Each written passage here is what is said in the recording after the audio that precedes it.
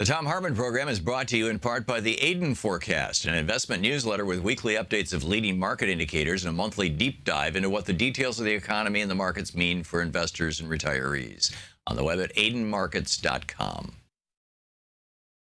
Wines have some of the highest pesticide levels in our food chain. This hour brought to you by ecowine.com. Pesticide-free wines, organic wines, imported from France by the Organic Wine Company, ecowine.com. Hartmann Program is brought to you in part by Super Beets. Super Beets are sourced from non-GMO beets, and they're packed with dietary nitrates, helping to produce nitric oxide for more energy, stamina, and support for healthy blood pressure levels naturally. For more information, call 800-223-8242 or visit tomsbeets.com.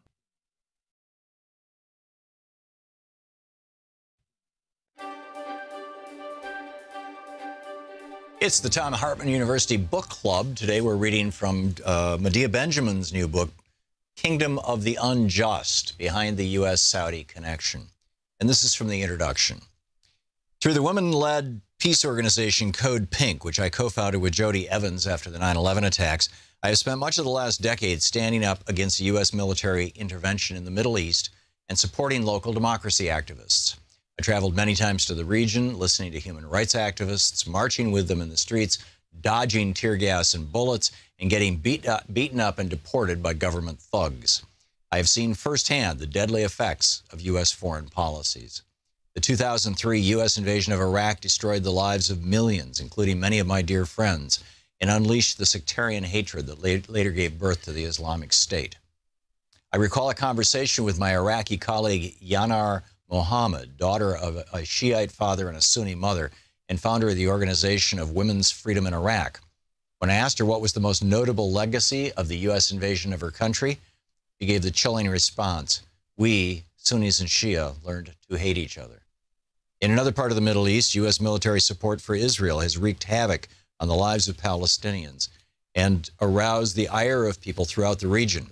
Continuous U.S. military interventions, from drone warfare in Yemen to overthrowing Muammar Gaddafi in Libya to funneling an endless stream of weapons into the region, have unleashed new levels of violence. But the United States is not the only nation whose massive footprint has been trampling on the lives of people in the Middle East. The other nation is Saudi Arabia, an oppressive monarchy that denies human rights to its own people and exports extremism around the world. It also happens to be the closest U.S. ally in the Arab world.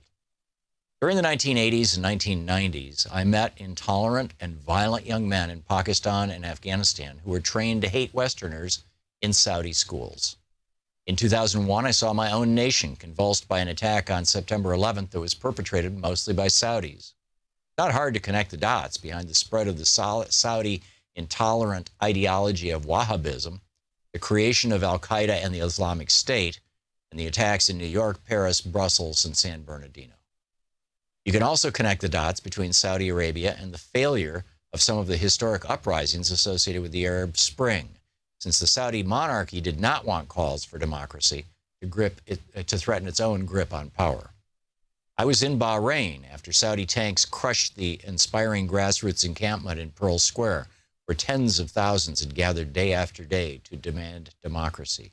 I will never forget the excitement of being in Tahrir Square during the Egyptian Revolution, and watching aghast as a military coup backed by the Saudis put some 40,000 activists behind bars. In Yemen, the Saudis took a direct military role in that nation's internal conflict with a ruthless bombing campaign. When I travel overseas, people often ask me why Saudi Arabia, a country that is so repressive internally and overseas, is such a close ally to the United States.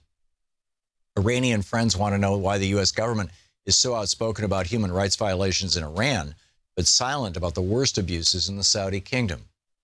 Yemenis want to ask why my government supplies weapons to the very nation, Saudi Arabia, that bombed their schools and hospitals. Saudi women ask why the United States, which professes great democratic values, props up a regime that treats women as second-class citizens. The easy answer is oil, weapon sales, and other business interests. Oil has formed the basis for U.S.-Saudi ties. The kingdom has become the largest purchaser of American weapons in the world, and hundreds of billions of Saudi petrodollars help shore up the U.S. economy. But there's another reason, perhaps more critical than any of the others. The American people have not demanded an end to this dysfunctional, toxic relationship. Why? In part, because the American people know so little about it. Even Americans who consider them parts of a peace movement know virtually nothing about the kingdom. The Saudi press is muzzled, foreign journalists are strictly monitored, and only tourists visiting for religious purposes are allowed into the country. Add to that a Saudi lobby that lines the pockets of U.S. think tanks, such as the Middle East Institute, Ivy League universities, such as Harvard and Yale, and influential institutions from the Clinton Foundation to the Carter Center. This checkbook diplomacy helps put a happy face on the abusive monarchy and silences its critics. So we have a lot to uncover. This book is meant to be a primer, giving readers a basic understanding of how the kingdom holds on to power internally and tries to influence the outside world. It looks at the founding of the Saudi state, the treatment of dissidents, religious minorities, women, and migrant workers, the spread of Wahhabism, the kingdom's relationship with the West, and its role in the region, and what the future might hold. As we delve into the inner workings of this dystopian regime, don't mistake criticism of Saudi Arabia for Islamophobia. This book is not a critique of Islam, but a critique of three intertwining factors that have shaped the Saudi nation: the extremist interpretation of Sunni Islam, known as Wahhabism, the appropriation of the Saudi state by one family, and Western support for this dynasty. Criticizing Saudi Arabia should not be equated with support for Saudi's nemesis, Iran. The Iranian government is guilty of some of the same abuses as the Saudis. Book Kingdom of the Unjust.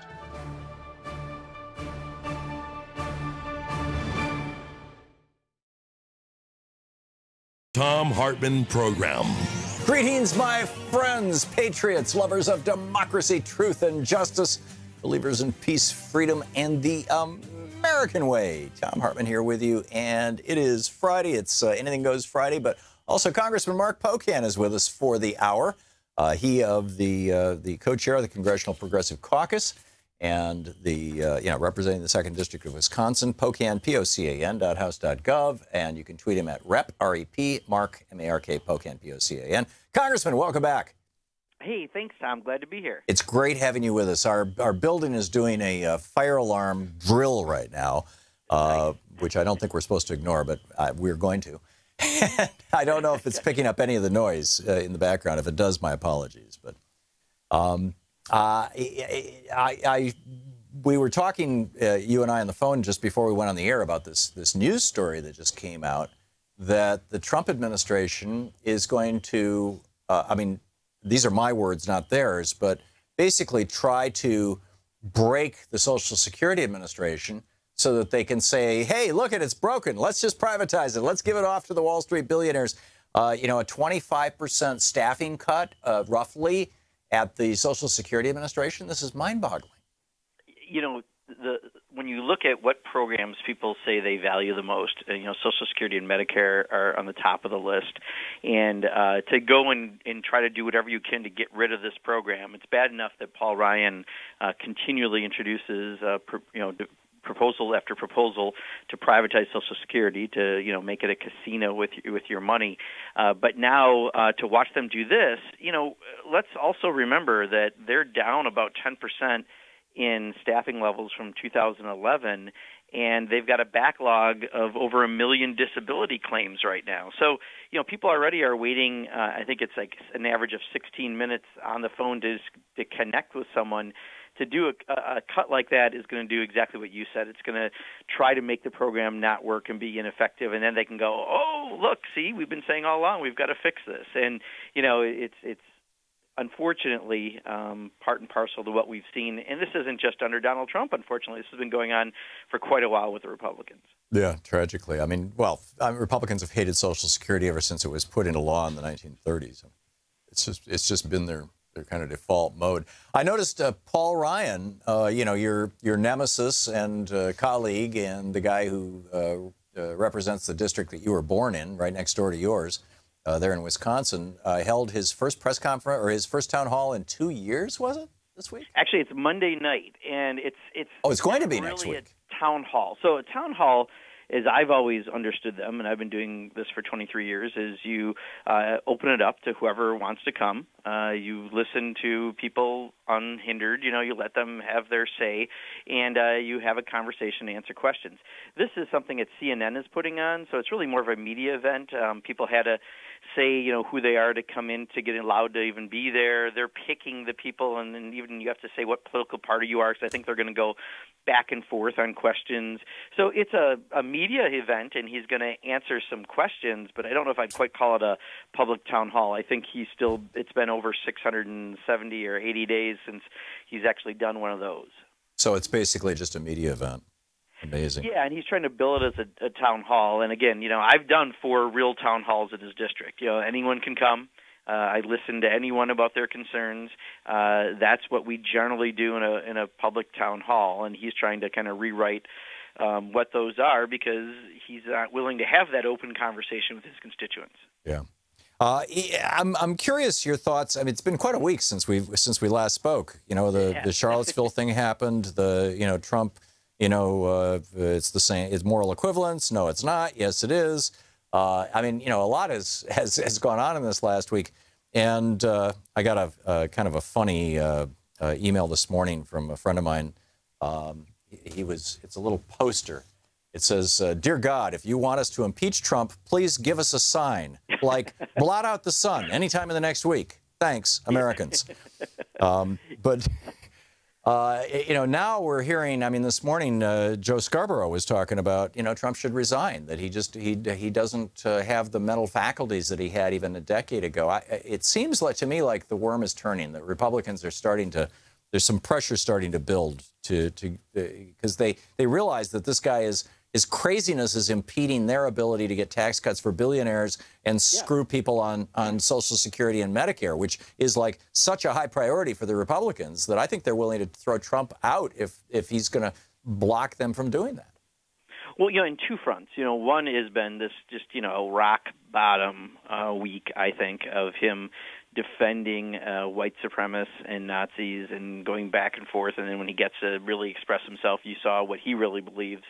That's unconscionable for someone who's the president or any kind of major elected office. That alone, I think when people start talking about the 25th Amendment, is he actually capable to be president? I think that's the real debate right now that people should be having. And, I give Senator Corker credit, for being one of the few to actually say that on the Republican side of the aisle, that, they're really questioning whether or not this person is capable. I saw Al Gore say that he should resign.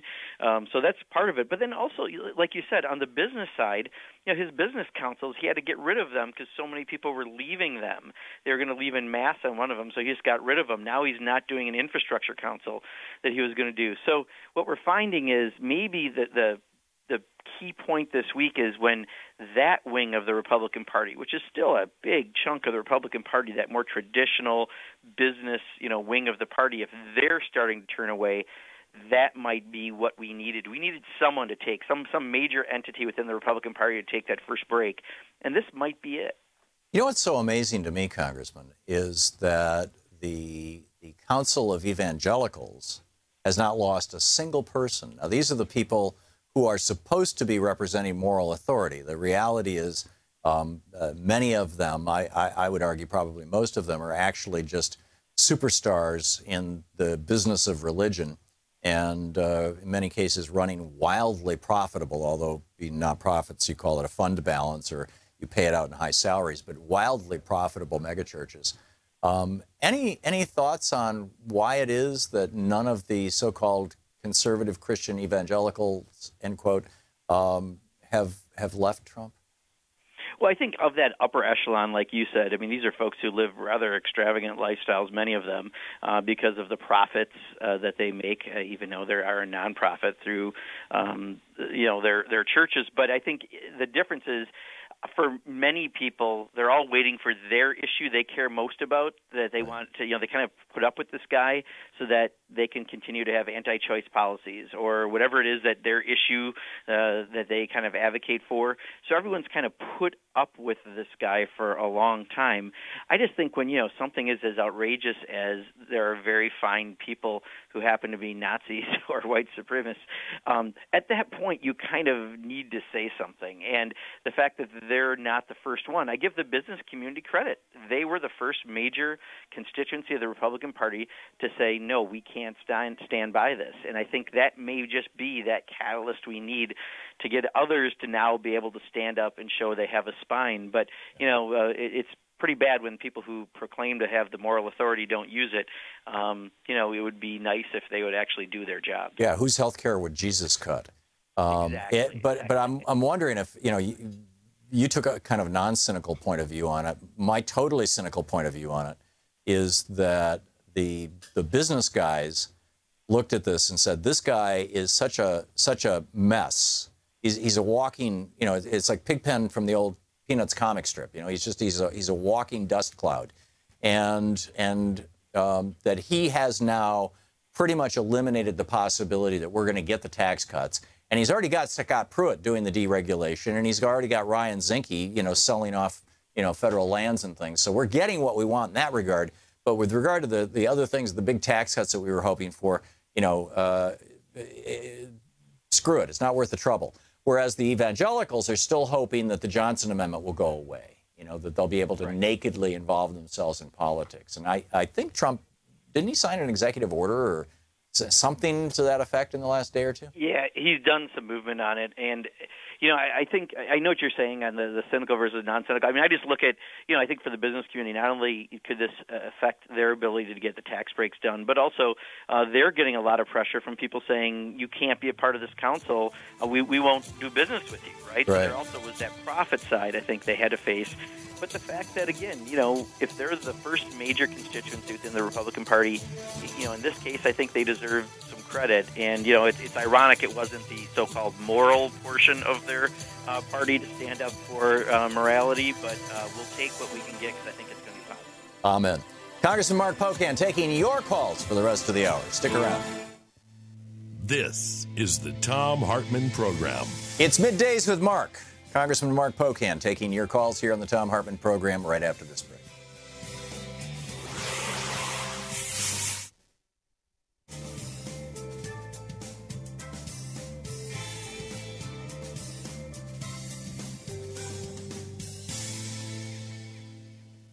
And welcome back. Mark in Las Vegas, Nevada. You are on the air with Congressman Mark Pocan. Mark, meet Mark. Yeah, it's not to confuse the issue. I'm the other Mark. There you go. Hey, yes, a couple of things. Actually, originally I wanted to make a brief comment, but I'd like to add a couple of things to that. I won't take much time. First is that we asked people to come with one question for the Congressman, Mark. What's your question? Okay. How is it that we don't call the Republicans saboteurs and what they're doing sabotage to our very basics of civilization? Great question. Congressman? Yeah, I think what we've been doing is on many fronts, if we want to do what I think many of us want to get done, which is, have a president who's an adult and not going to put our country at risk and a party that's going to ruin the country as we know it, we've got to make our case strong. So I've found often, and we've been told by a lot of people who do communications, that when you attack, sometimes when we attack Trump, we actually embolden him among his base. So there's certain strategies I think that we try to employ as we talk about it. So in this last case of this week, I mean, this really is the moral opportunity, I think, where we can just say, look, this guy just defended very fine people who are Nazis and white supremacists. Like, this is a turning point. This is like the lowest I think he's gone yet. And we're trying to get the Republicans to not just put out a aggressive tweet, but actually, can we censure him? Can we talk about the 25th Amendment? Is this guy really balanced and stable enough to be the leader of the free world? I think we're still trying to partially make our case because we need Republican support to do any of the things from impeachment to censure all require Republicans, and they are in charge of the House and the Senate. So while we certainly could make the case in much stronger terms, I think sometimes that backfires on us, and we're trying to do it to the point that we can be effective and get these things done, because I do think he is a risk to this country, and we need to make sure that we can be effective in dealing with him, whether it be from censure to the 25th Amendment to impeachment to whatever result we can get. Yeah. Yeah, Congressman, we just have a little more than a minute before we hit the break, and not enough time to, have somebody come on and ask a question. What are you hearing from your colleagues about the possibility of the House actually initiating impeachment resolutions? And have you heard from any Republicans? Yeah, so Republicans, I mean, at first, there was the silence. Then we saw the tweets that didn't mention the president directly. Now we're starting to see a little bit of movement on that. And I think that, privately they're not privately they've always been, I guess, the rank and file members have always been a bit more hands off from him because they realize some of the realities of what he means. But publicly, it's hard for them because of all the gerrymandering. They can get, Tea Party primaries and all the rest. So they're in a weird balancing act sometimes. So I think for us, we're just trying to get them to the point that if the nation is at a certain point, then we can, we need to deal with this president for his odd actions like this week, especially, that we can actually get them to come on board and be able to do that. So at some point, and I think you and I have had this conversation, I think when they start really propping up Mike Pence might be the sign that they're about to, do the move they need to get rid of the president. Yeah, when Republicans start praising Mike Pence, look out. It's well said. Congressman Mark Pocan with us for the hour, taking your calls. It's Middays with Mark here on the Thom Hartmann Program. We'll be right back for your calls.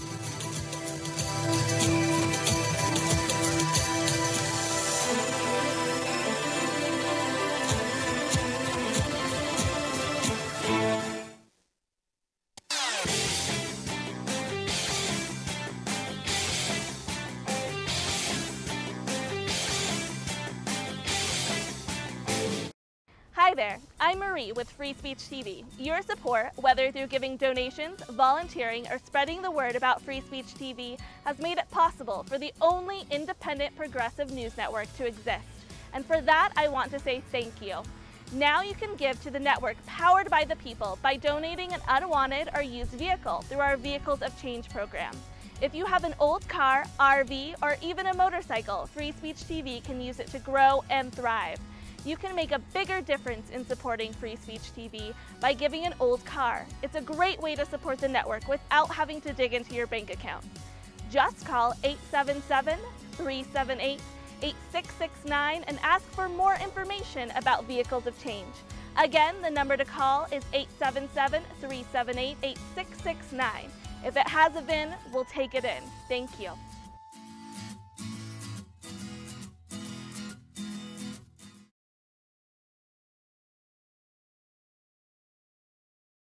Thom Hartmann here with you. Mark Pocan on the line with us. It's Middays with Mark here on the Thom Hartmann Program, taking your calls. Stephen in Ithaca, New York. Hey, Stephen, you're on the air with Congressman Pocan. Hey, great to be on your show. I really love your show. Thank you.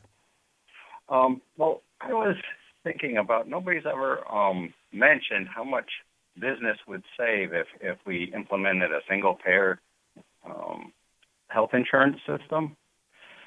And I've done some rough calculations with 100 million people employed full-time. That's a low estimate. And business paying $6,000 a year. That comes out to, with my math, $600 billion a year that business would save. Congressman? Yeah, Stephen, we have had this conversation on here before. I mean, I look at the auto industry, right? Cars made in Detroit and just across the waterway in Canada. The difference that it costs, I think what we had came up with before is the cost of healthcare is more than the cost of steel in a car. There's no question. And, I've been a small business person for 29 years. Tom and Louise have been small business people. We've had this conversation. There's no question that there should be that as an essential part of the conversation about not just is it essential that every person has a right to health care. You shouldn't go bankrupt because you get sick. But there's an economic reason for business to look at this and say, we can be more competitive if we're not trying to pay this out of our business proceeds and profits, essentially. So I completely agree with you. I think there's a good case to be made, and I think when we get the opportunity, probably not with this current Congress, because I don't see the Republicans going there, I think that's one of the major arguments we make when we talk about single-payer or Medicare for All system. Jeremy in Lawrence, Kansas. You're on the air with Congressman Pocan. I was just calling to make a rational proposal for all the Confederate statues across the United States. Could it be possible that we could bring the two sides together and possibly formulate a plan for like covered pavilions around the statues? I'll tell you, if I can, Jeremy, if I can answer your question a little bit differently, because I've had this conversation with a few people. I think we get a bit distracted when we are talking about the statues versus what really happened this week. The president stood up for people who were Klans people, white supremacists, Nazis, at a rally for what happened. And he wants to now bring it to a question about statues because some people are saying, well, you know, it's part of our history. It's important. You don't want to forget. There's a lot of other issues that come around that. I want to not forget that our president said there are very fine people who are Nazis, Klansmen, and white supremacists. And that's why he is unfit to be in office. When you have that kind of viewpoint, it's the opposite of what this country is about. So I appreciate that we are going to have some kind of a debate around the statues. I just hope that we don't lose focus, which is what he did was so morally repugnant on multiple levels that should be the primary issue we're discussing, whether or not this person is fit to be the president of such a diverse nation. And that I absolutely, we're just a minute out from our break at the bottom of the hour here. I totally agree with that. However, you know, Germany has no statues to Hitler. It's like typically the losers are not celebrated. You know, somebody tweeted yesterday, maybe we should just grind out all the people and leave the statues of the horse, you know, and put a thing, you know, here was the statue for the loser. It seems to me like there's just no place for these in America. I just think the debate should be about, we have a president who took a stance that's the antithesis of what this country is about, and that's the real problem we have. And from that, I think we'll go back to what has been happening already, is that a lot of these statues have been coming down for the very reasons you said. But I think if we make the debate about statues, that's not a value like what this president did, where he showed he has no morals and no values. So I just think that's the better focus to really make people understand this argument.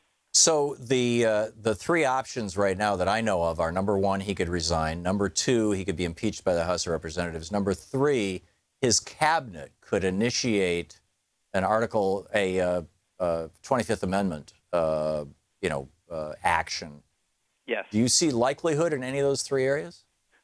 Not yet, but I do think this week seriously was just the absolute low. I mean, I didn't think we'd ever get to this point that you'd have a president defending Nazis and white supremacists and Klans people like he did. And I think that the business wing of the party now is starting to flee, that Republicans are starting to speak a little differently.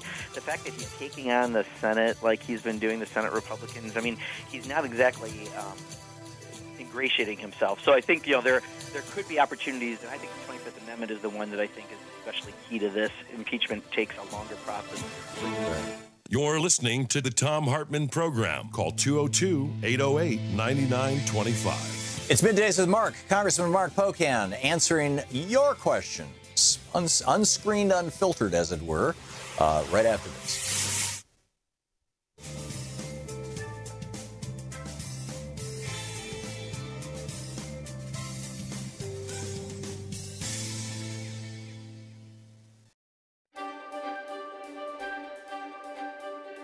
Today in the Thom Hartmann University Book Club, we're reading from the Thom Hartmann Reader. This is page 266, the chapter, The True Story of the Boston Tea Party, excerpted from Unequal Protection.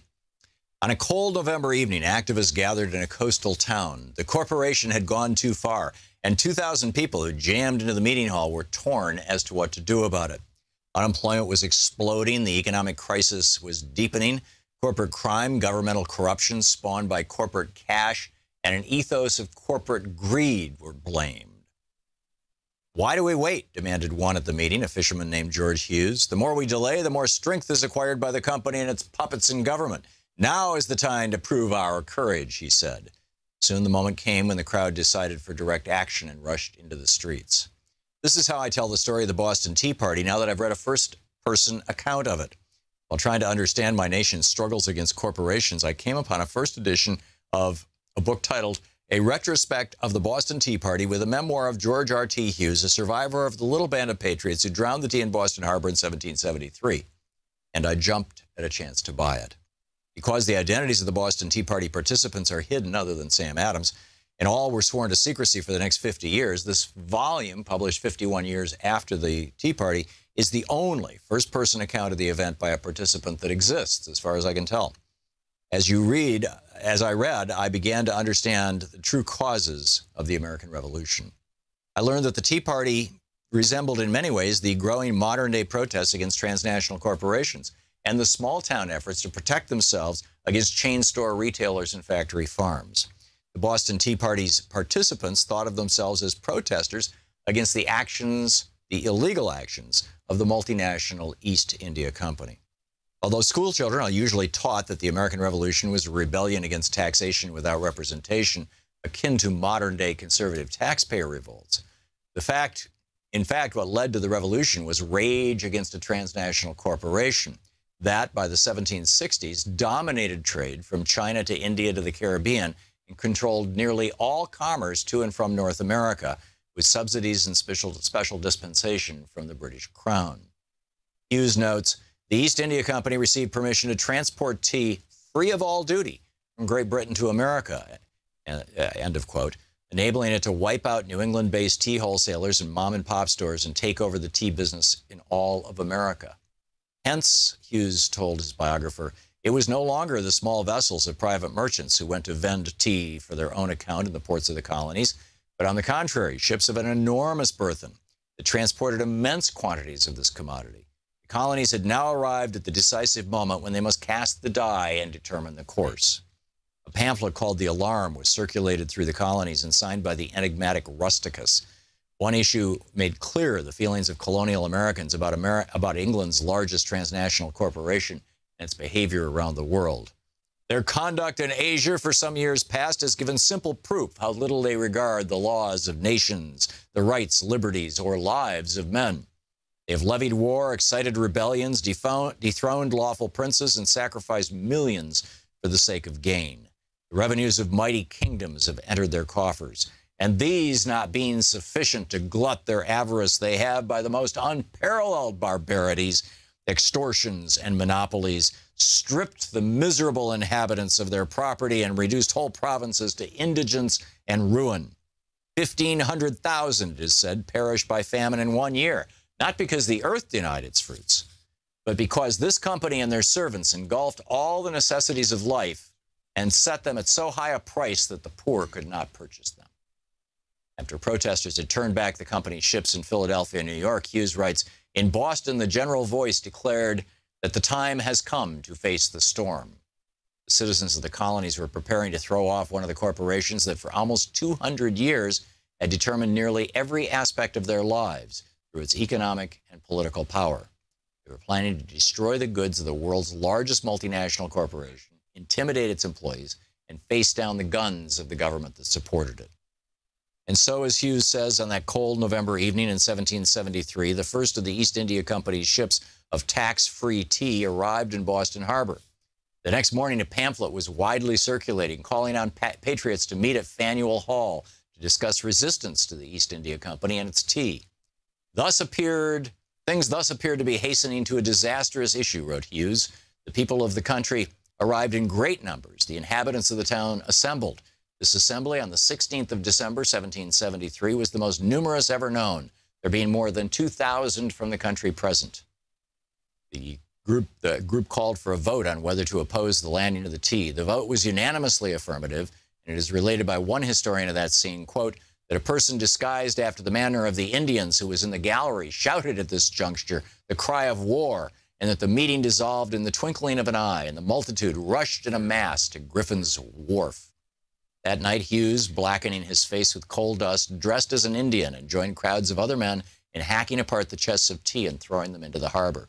In all, the 342 chests of tea, more than 90,000 pounds thrown overboard that night, were worth, in today's currency, just over $1 million. Book, The Thom Hartmann Reader.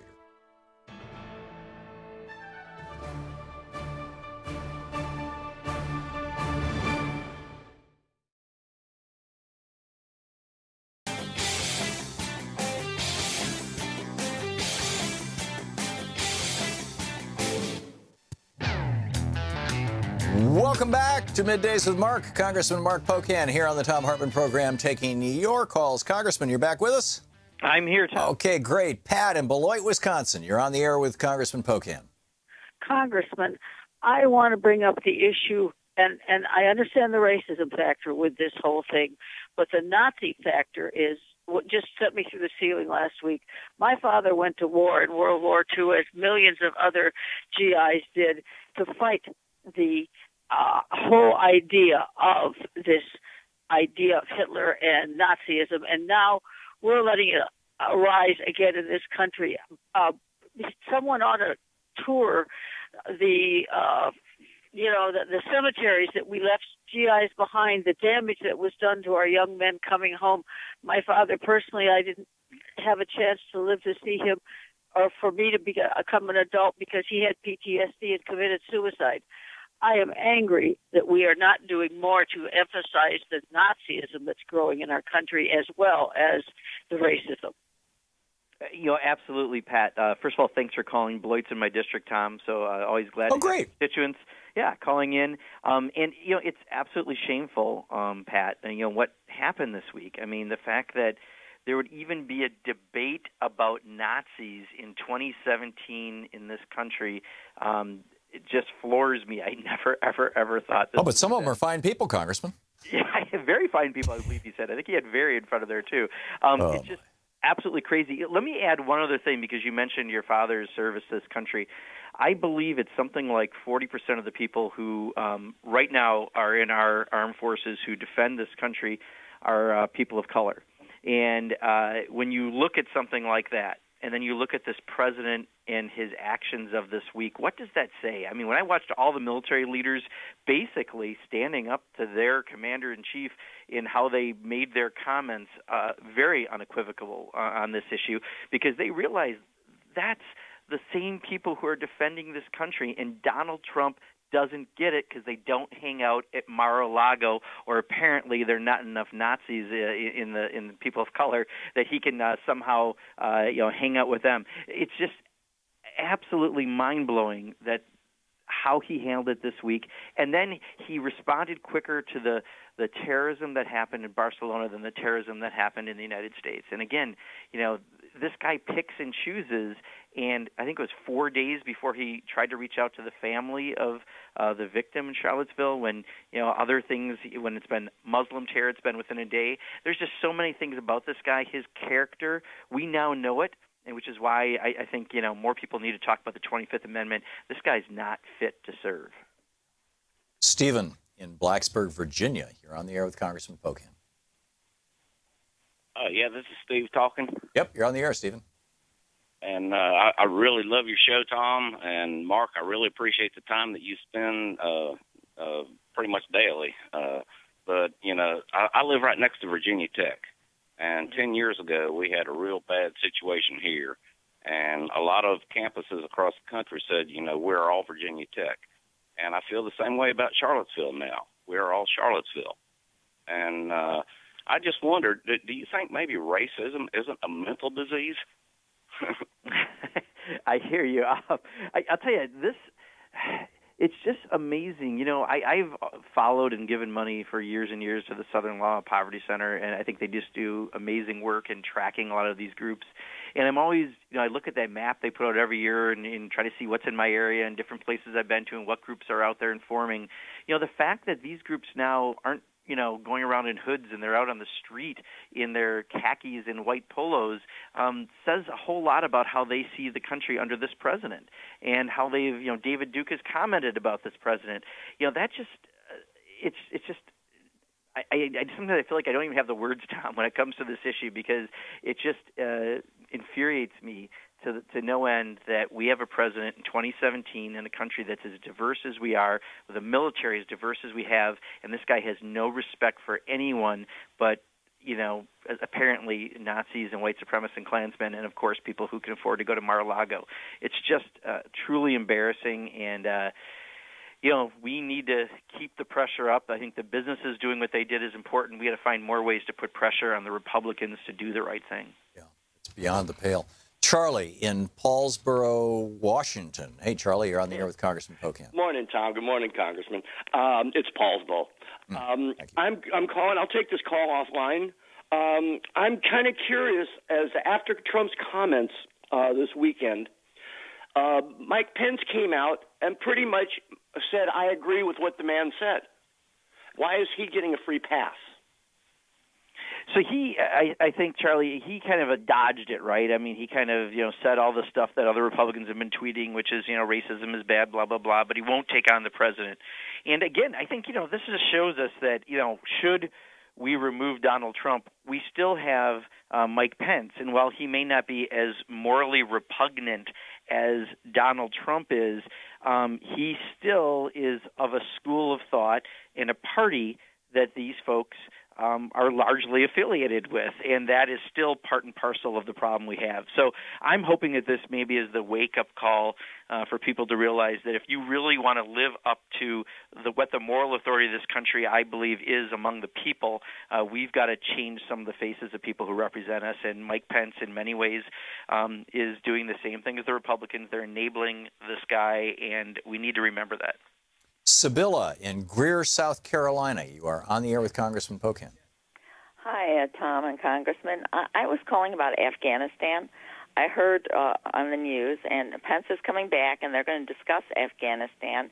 It's my understanding from what I heard that Eric Prince, the president wants to get Eric Prince to take over Afghanistan with his troops, and that would be running about $10 billion a year. Have you heard about this? So I saw the story. I think the thing I would just say a little differently is I didn't see it that Donald Trump said that anywhere. What I think I saw was Eric Prince is going around presenting this as a proposal that he could do it more efficiently for about $10 billion. He could have private army in Afghanistan and deal with it. And the fact that they happen to be meeting today about Afghanistan, right, is I think why it's interesting with the timing. I would absolutely oppose any idea like this. I think there are a multitude of problems with it. So, if this comes out of his little think tank weekend, then we need to be ready to oppose it. But right now it's been pretty much Mr. Prince who's been proposing this as an idea, like a business idea. And, again, I think many would oppose it, including in the Republican Party. Norma in Montgomery, Alabama. You're on the air with Congressman Pocan. Hi, Senator Congressman Pocan. I wanted to let you know that yesterday I actually got to speak to my Congresswoman Martha Roby about health care. And I gave her some facts about a news source we have here called AL.com that did an article about the Blue Cross Blue Shield CEO a couple years ago complaining that his $21 million a year was an inadequate salary. And I wrote out the math and showed her that he was making a little over $10,000 an hour. And I figured that someone that can't get by on $10,000 an hour is either incompetent or just really, really wants another layer of gold bricks in his vault.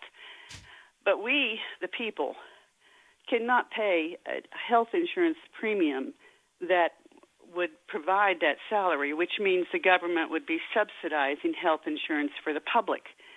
And I don't think that taking money out of the budget to subsidize that type of salary is a good idea. I also presented her with my figures on how to get everyone on Medicare.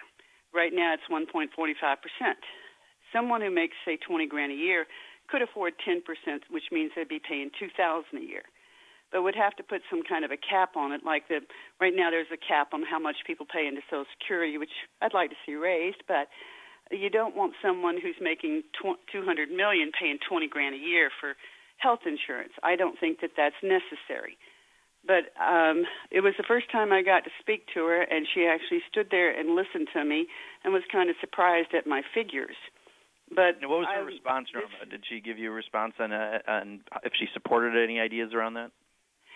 Well, she was very interested, and she demanded that her people take my phone number, which shocked me. And, that I don't know if I'll ever hear back or not. Yes, Norma, here's what I would recommend. I think whenever someone talks to an elected official, and this is for everyone, you really have to try to get them to provide a yes-no answer, and you should follow up absolutely and say, I sent you the information, what do you think? Make sure they send you a letter. Don't let them send you a letter that ignores the issue. Tom, I always, when I present to people about how to talk to elected officials, I always say if their head is nodding when you're talking to them, do you know what that means? Yeah, muscles in their neck. The muscles in the back of their neck that allow it to bob. That's all it means. That's not a yes. That's not a no, and you have to hold them to actually giving you those kind of answers. So, I think it's great that you had a chance to present that, Norma. Thank you for doing that.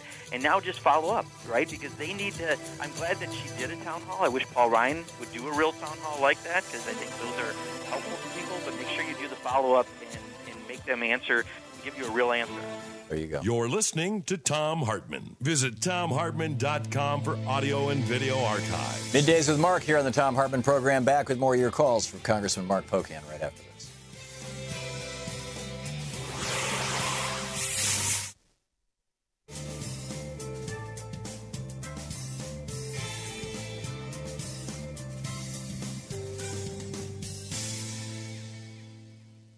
Welcome back.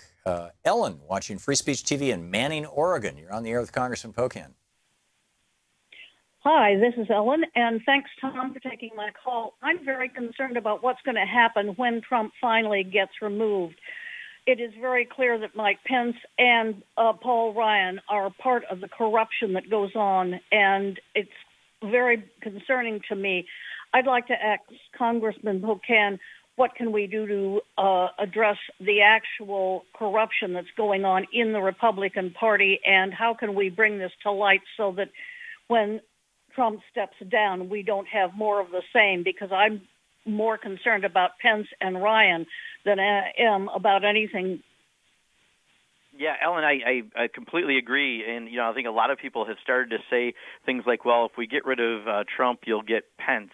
And trust me, that's not a great prospect. He's very, very conservative, and he's not as erratic as Donald Trump is. However, Donald Trump, because of that erratic nature, is part of what makes him so very dangerous. And if he's done something illegal, you're probably going to have impeachment. If we find that he's not really mentally competent to be president, which I'm, questioning more and more, especially after this week, then that's another issue. But we got to remember, elections have consequences, and unfortunately, what happened, we're paying the price of that right now. What we need to do, I think, is make sure that we're, holding people accountable. And if we don't like what they're proposing, we don't want them privatizing Social Security, which they're proposing, or voucherizing Medicare, which would be a cut to people who are receiving that, then you can change the faces of the people who represent you. And we just have to take politics on not as a spectator sport and just be as active as possible so that next year we can make some real changes. But, let's keep the pressure on. Let's try to hold them accountable. They have to be responsive to their constituents. Just keep doing that. Reach out, calling us on issues. It really does matter. We keep counts. We know what's going on, the pulse in the district, and it's very, very helpful. Devon in Blacksburg, Virginia. You're on the air with Congressman Pocan. Hi, Congressman. I just wanted to respectfully disagree on this point of the statues coming down. It was a bit ironic and disconcerting, maybe, for Governor McAuliffe to claim that everyone in Charlottesville was from out of the state, because here in the New River Valley, where Virginia Tech is located and where Steve Bannon cut his political teeth getting elected as student president in 1995, there are several civil war statues, and no one has even put on the table, let's take them down. So it's an affront. It's a visual affront to the integrity of every citizen of Virginia and the United States who happens to be black to see those statues on display. And they need to come down now. Justice delayed is justice denied. And so I don't think we should politely move off the topic, go Kamala Harris. Devon, we have just 20 seconds left. Let's get a response from Congressman Pocan. Well, I don't think we necessarily disagree. I'm not saying move off the topic. What I'm saying is issues divide and values unite. The values, in this case, more people agree with us on. Let's focus on those values, which of course will lend themselves to removing more and more statues. But if we make this a debate about removing statues and not the value of what this country is really about, I think we're going to not be as effective as we could be. Interesting. Issues unite and issues divide and values unite. You know, I'd never thought of it in that context. Thank you for that. Congressman Mark Pocan taking your calls right after this.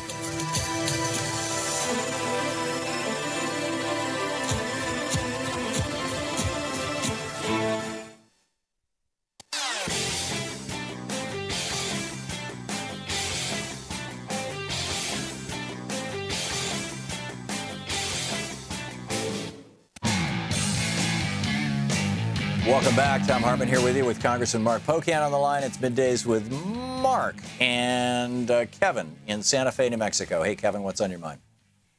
Good day, Tom, and thank you for taking my call and you for taking time to speak with us, Congressman Pocan. I wanted to ask, how is the status of your SAFE Act to protect voting, and has there ever been any discussion of ways to have a recall or nullification, which possibly has to come from an amendment, because we've been saying these guys are Nazis from the day they were elected. I mean, Breitbart was run by Bannon, and they're the platform for the alt-right, so I'm just trying to sit here and keep my head from exploding. Yeah. Thanks. By the way, let me just toss in MSNBC's lower third. I'm not hearing the report, but the chyron at the bottom said that according to a senior administration official, Steve Bannon just got fired. But we don't, that's absolutely unconfirmed. Kevin, thank you for the call. Congressman? Yeah. I'm seeing something from the New York Times, and I'm not sure if it's a demotion or a firing, but exactly. So, Kevin, two things quickly. SAFE Act, we're right now in the process of gaining sponsors. I mean, this is the bill that would address the interstate cross-check issue as well as requiring paper receipts on voting machines, as well as having random audits to, again, ensure that people can't interfere with elections. So we're just, asking people to reach out to their members of Congress and ask them to sign on and, try to build support for it. And then secondly, I think the conversation has happened, right, about how you nullify an election, especially if it turns out the Russians interfered. Is that something? I haven't seen any concrete proposals put forward. I think, that would take a pretty serious debate and thought about how to do it right if you're going to do something. Other countries do have that. But, let's keep the pressure up right now. At least we're stopping their agenda. They have done virtually nothing in the first 8 months. They've had total Republican control of the House, Senate, and President. We're winning. Let's just keep up that pressure. Gary in Santa Rosa, California. Hey, Gary, you're on the air with Congressman Pocan. Hello, Tom and Congressman. In contract law, you have 5 conditions that must be met to hold people accountable. Offer acceptance, capacity, consent, and consideration. If the 25th Amendment were to be invoked and remove Trump based on that, would it absolve or annul him from being held responsible or accountable for any of his high crimes and misdemeanors, that being based on him being unfit or not having had the capacity? Gary, that's a good question. I don't know the answer to that offhand. What I can tell you is that I think when we look at impeachment, more people look at impeachment as a crime related, which is something that could come out of the Miller investigation. But for all we know, that could be still going on a year from now, where right now, if you've got someone who's making erratic choices and saying things that are in complete contrast to the values of the country, the 25th Amendment is probably your more likely vehicle. So I think that's how I look at it, is that, perhaps the 25th Amendment should be the conversation because it goes to the very foundation of whether or not he's stable enough and responsible enough to be the president. Kristen, listening on Sirius XM in Camas, Washington. Kristen, you're on the air with Congressman Pocan. Hey, Congressman. Thanks for taking my call. Of course, Kirsten. Thank you. I agree with you that we need to, consequences from the election we're suffering. So what exactly is the party doing so that we can win back those seats in 18? Great question, Kirsten. So first of all, not even the party per se, but people are stepping up and deciding to run for office. And I think a couple of numbers that are worth noting. One is that in the top 90 districts, like the most winnable 90 Republican districts, there's over 400 candidates already announced as Democrats. So you're going to have a lot of options and good people self-selecting to run. Secondly, I think we have right now Democrats running in something like 208 or so districts that have a Republican incumbent, and they have about 10% of that running against Democrats right now. So the good news is people are out there doing this. We're going to provide the support through the campaign committees, through the party. We're making sure we're doing the proper outreach and talking about the issues that I think we ignored in 2016. I think, those core economic issues are especially important in many areas, but talking to voters now, not just waiting till election time. And again, those are things that I'm so glad Keith Ellison is at the DNC, because that's his values. That's what he's talked about. So I think there are a lot of things going on, but the best news is, the people really have been so active and are there. We just need to keep that activity up going into the election in 2018. Brian in David City, Nebraska, you're on the air with Congressman Pocan. Yes, I would like to comment on how everybody's attacking Trump because David Duke said he was glad that he had his back. And everybody's bringing up that we thought we defeated the Nazis in Germany and that we shouldn't have to put up with this today. But we didn't fight a war in Germany against Nazi people. We fought a war against the Nazi ideas, and we won. But the Nazi ideas are always going to be in a small minority of people. And an American idea is that we got freedom of speech. And Donald Trump is defending these people not because they're Nazis. He said he disagrees with the neo-Nazi beliefs. He is defending them to say what they want to say because they are American citizens protected by the First Amendment. Okay, Brian. Please, Brian, I wish I could agree with you. I can't even get close to agreeing with you because I think this guy, from everything he has said over his history of decades and everything he's shown that he's done, is that this guy has a whole lot more in common, unfortunately, with them than with the rest of the country. So I don't think he's doing it for ACLU First Amendment reasons, although I think there certainly could be a First Amendment case that people could have a contrary position. I don't think Donald Trump has that capacity in him. This is Donald Trump. He hates Muslims. He hates a lot of different people that look just like him and don't pay to go to Mar-a-Lago. So unfortunately, I disagree with the premise, Brian, but I could see where there could be an argument made in that case. Yeah, let us not forget the first time Donald Trump's name appeared in a headline in the New York Times. It was when he and his father were being prosecuted by the federal government in the 1970s for refusing to rent their apartments to people of color. I mean, it's exactly. Just... Anyhow, Congressman, we have just 1 minute left in the hour. Your thoughts on the upcoming week and what we should be looking for, what we should be doing, how people can be best using their political capital, as it were? Boy, I'll tell you, I was surprised in the last week what happened, so I don't know if I want to make predictions other than just to keep saying, keep doing what people are doing. I mean, reaching out to your member of Congress and your senator right now, especially when they're home in August, is so very important to have those face-to-face conversations. It will help us immensely when we go back into session in September. So you being that super citizen and doing those things is really going to have a big impact. Just keep that reach out. We're winning. Keep it up. I'm very enthused. So show up at Democratic Party events, contact your members of Congress. Do you see any legislation that people need to be calling about? And with the FCC and net neutrality, how can we lobby on that?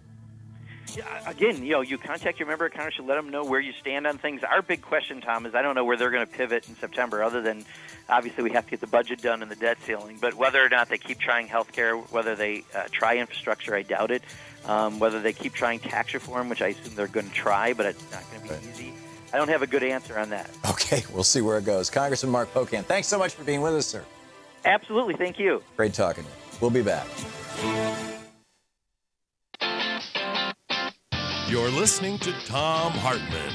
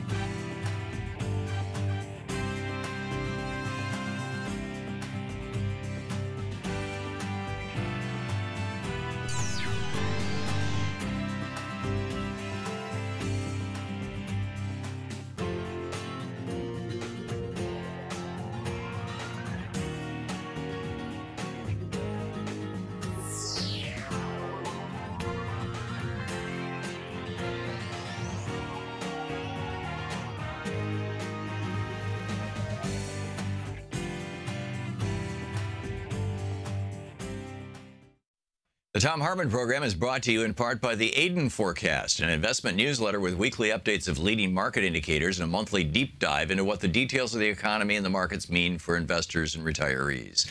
On the web at aidenmarkets.com.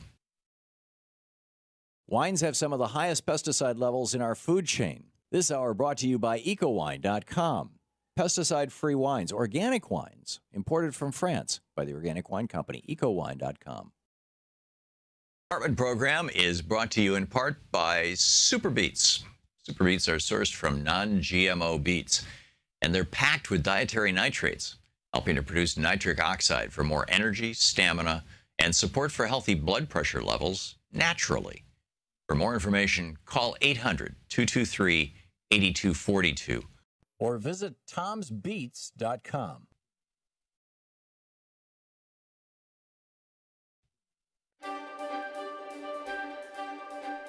Thom Hartmann University Book Club. Today we're reading from The Fight for the Four Freedoms, What Made FDR and the Greatest Generation Truly Great, by Professor Harvey J. Kaye, who's a professor of democracy and justice studies at the University of Wisconsin, Green Bay.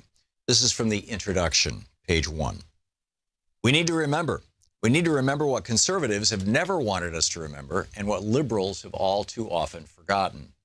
Now, after more than 30 years of subordinating the public good to corporate priorities and private greed, of subjecting ourselves to widening inequality and intensifying insecurities, and of denying our democratic impulses and yearnings, we need to remember. We need to remember who we are. We need to remember that we are the children and grandchildren of the men and women who rescued the United States from the economic destruction of the Great Depression and defended it against fascism and imperialism in the Second World War.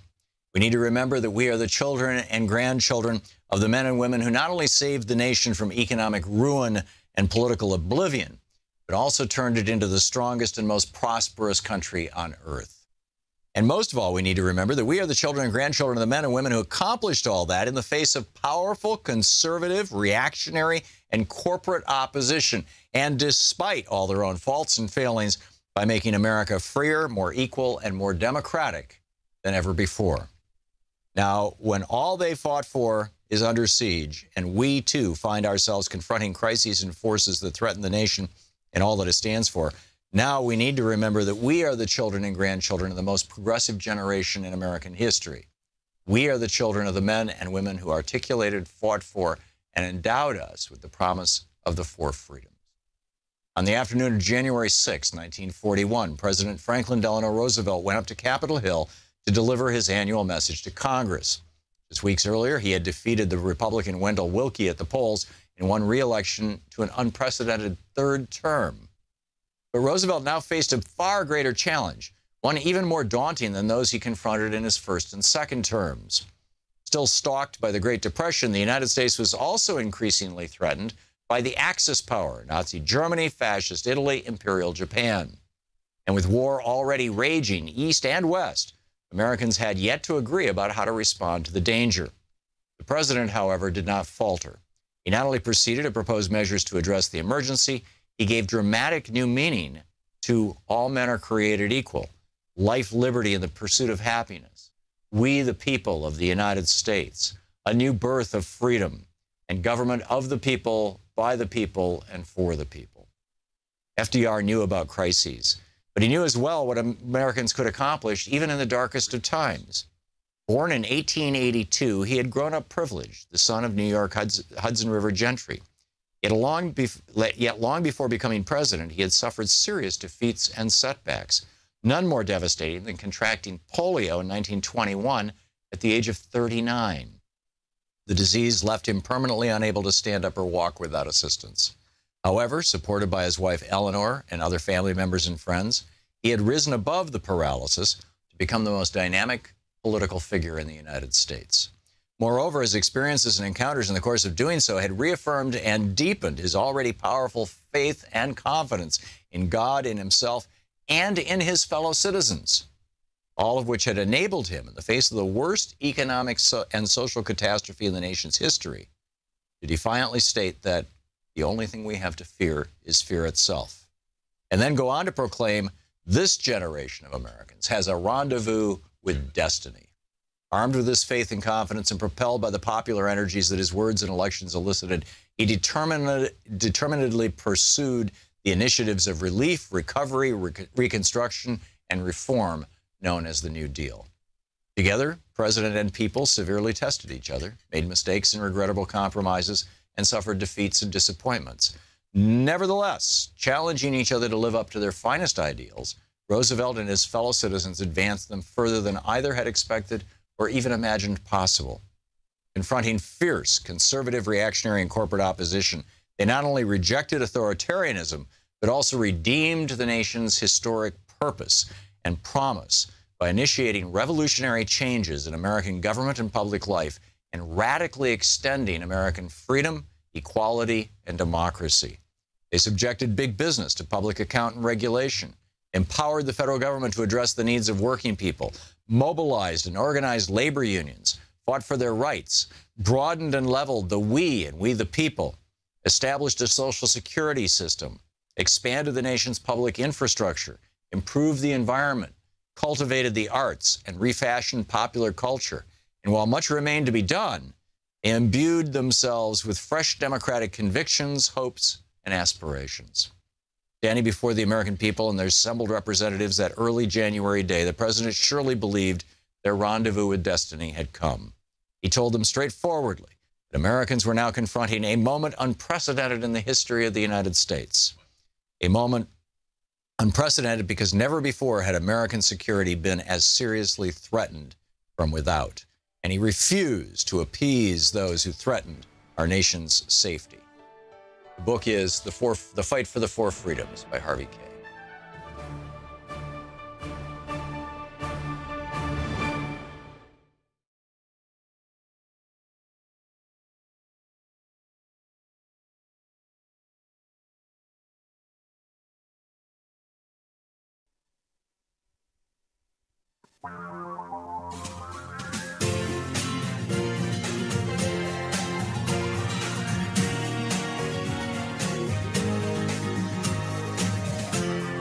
This is the Thom Hartmann Program. Welcome back. Well, Bannon is toast, apparently.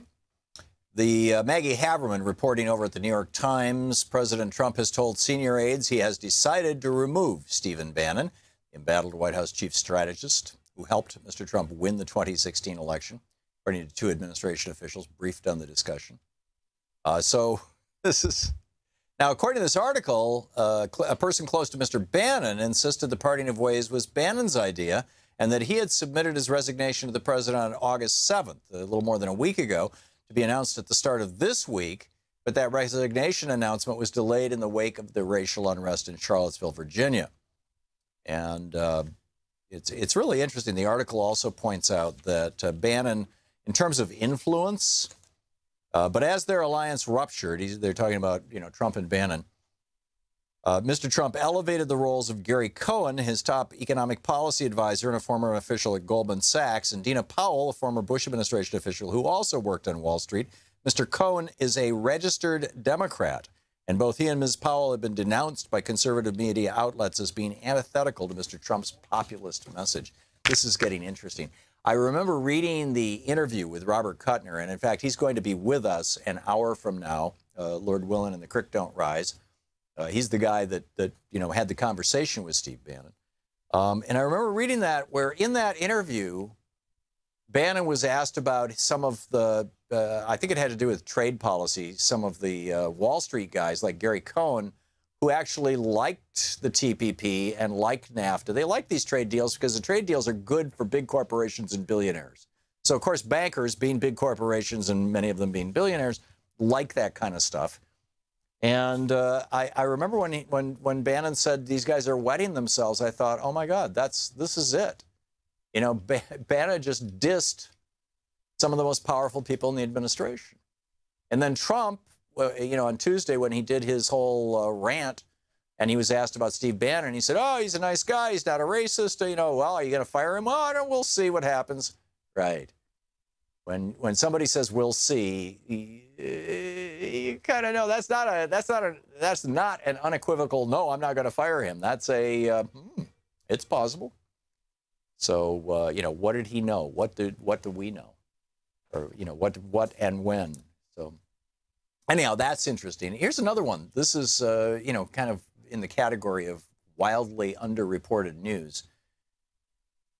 The Fox News channel, which up until Steve Bannon's resignation was announced for the last 24 hours, has been basically doing nonstop Muslim terror porn rather than talking about Charlottesville and Bannon and Trump and all this stuff. They immediately, as soon as they had a terrorist bad guy, Fox News channel just abandoned any discussion of American Nazis or racists or the president or any of this stuff and just went to basically nonstop disaster porn. They're, of course, talking about Bannon right now, but that network, the Fox News channel, is owned by the company that is owned by the Murdoch family, right? You know, it's owned by, it's by Universal, or 21st Century Fox owns Fox Movie Studio, owns the Fox Broadcast Network, owns a bunch of cable channels, including Fox News. And the guy who is the chief executive of 21st Century Fox, now keep in mind, Rupert Murdoch's, ever since the death, the departure and then the death of Roger Ailes, Rupert Murdoch has been the guy who's been calling the tunes, at least according to the news reports I've seen, over at Fox News. But the guy who actually technically has the position of CEO of 21st Century Fox and thus is the boss of Fox News is Rupert Murdoch's son, James. Are you following along with me here? James Murdoch is actually the guy whose name is on the door, right? Who technically is the guy in charge of the company that's in charge of Fox News, even though his daddy is, you know, stirring the pot there. James Murdoch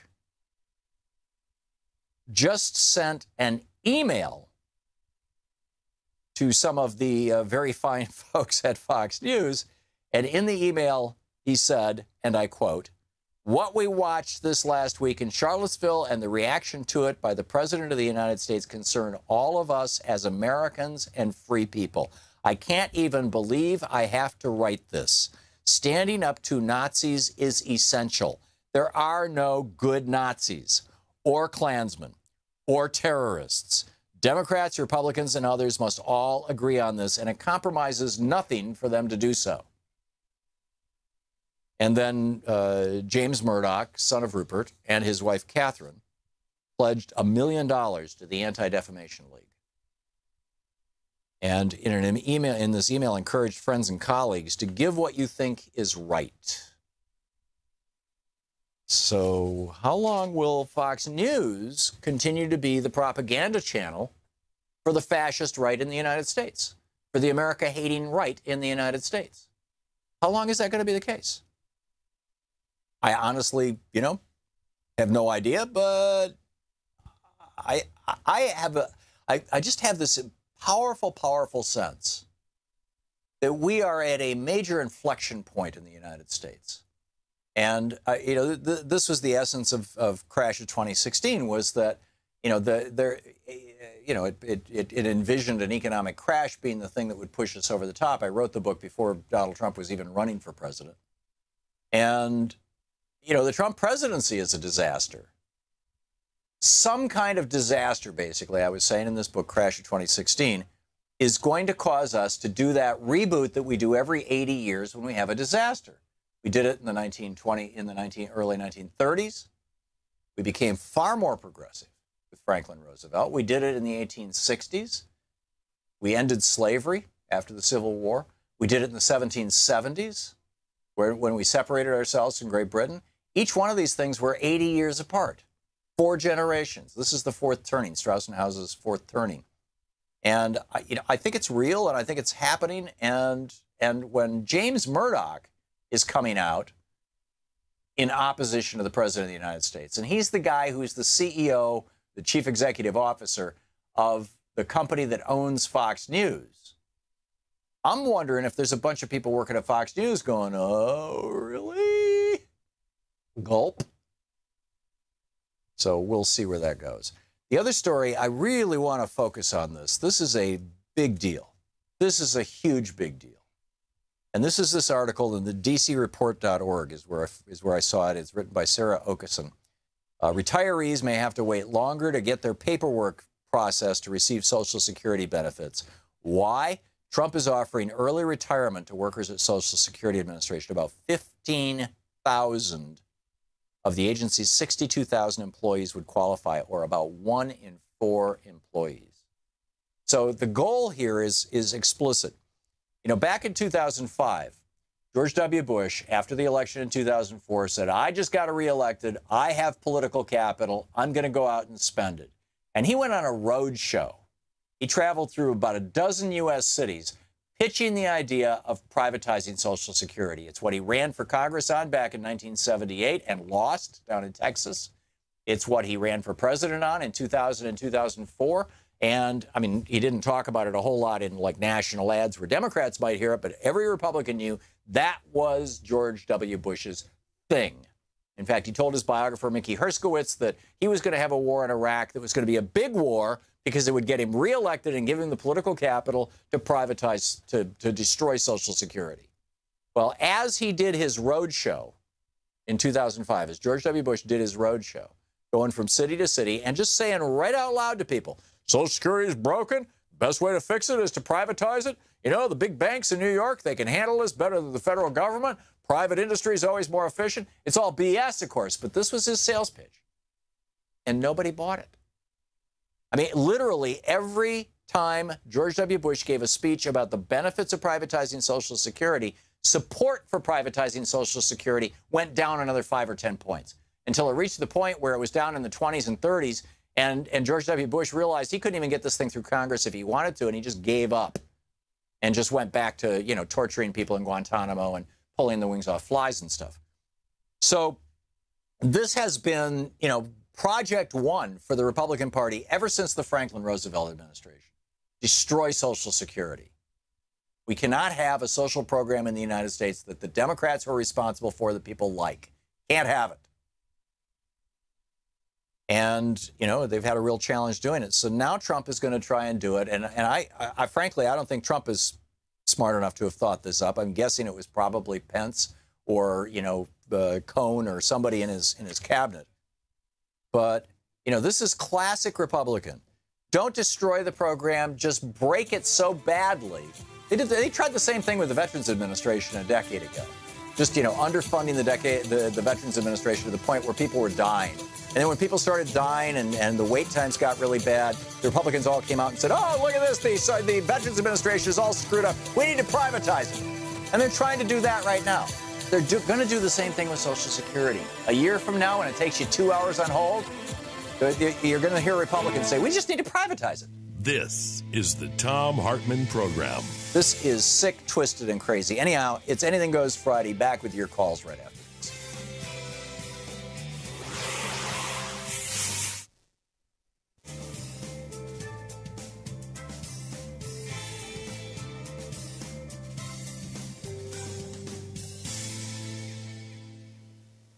And welcome back. David in Orleans, Vermont. Hey, David, what's on your mind today? Hey, how you doing, Tom? Doing a great job. Thank you. Listen, I got a question I'm really curious about. You know, and I used to live up in Canada, and I've seen the government up there call for a new election. And since Trump isn't legitimate and the election was a little shady on the first place, why can't this government call for a new election and get rid of all of them? Canada has a parliamentary system or a quasi-parliamentary system that allows for the government. And back when Canada was a province, you know, I forget the phrase, but, you know, part of the Confederation of States overseen by the United Kingdom, the Queen actually could call for an election in Canada. It was a formality, just like it is in the UK. You know, basically they say, okay, we want to have a new election. So they go to the Queen and she signs the paper and boom, it happens. So the Canadian system and the Canadian Constitution envisions the possibility of that happening. And it has happened in Canadian history. In fact, you know. Well, it has happened up there, as I was there when it happened. Yeah, exactly. But, you know, why our Constitution has no such provision in it. And that's why it's not happening here, David. Yeah, but still, it should happen. I agree. Our Constitution is one of the oldest constitutions among modern democracies. It's, we have a bunch of things that came out of our Constitution that are complete anachronisms that, totally date back to the days of slavery when it was written. And in most cases, were actually put into the Constitution to protect either the institution of slavery or to give more political power to the slave states. That includes the Electoral College, which is how George W. Bush and Donald Trump both got elected. They both lost the popular vote and won the Electoral College. In George W. Bush's case, he only won the Electoral College because the Supreme Court stopped the recount in Florida. So, it took us a year to find out that Al Gore actually won more votes in Florida. So you've got the Electoral College is a remnant of that. The Second Amendment is a remnant of the efforts of the Southern states to protect slavery explicitly. You go back and read the Virginia Ratifying Convention, Patrick Henry's speeches on this. So, we've got, and the fact that it was 1860 when John Stuart Mill wrote On Liberty, and in that book he laid out the idea of how to do proportional representation in a parliamentary system. It didn't exist prior to that. So all these countries that either reinvented themselves, like the UK, or became modern democracies, did so by and large. France and the UK are probably the exceptions, but most of them did so after the American Civil War, after John Stuart Mill wrote that book, and they adopted this idea of parliamentary systems with proportional representation. James Madison. When he was working on the Constitution, after they put the Constitution together and he was out selling it along with Alexander Hamilton, they were writing the Federalist Papers, he realized, oh my God, we've got a system now that's going to necessitate essentially a two-party system. Because, if you have three parties, you could have somebody be president with only a third of the vote. If you have four parties, you could have somebody have power with only a quarter of the vote, or 26%. So he wrote Federalist Number 10, begging people not to start political parties. The idea of proportional representation just hadn't occurred to them. So in that regard, there are some parts of our Constitution that really should be updated. On the other hand, right now, the Koch network and other right-wingers are pushing really hard for constitutional convention. David, thank you for the call. On the premise that the Constitution needs to be updated, but what do they want to do? They want to enshrine voter ID and voter suppression. They want to do away with the government's ability to borrow money. I mean, it's just bizarre, their agenda.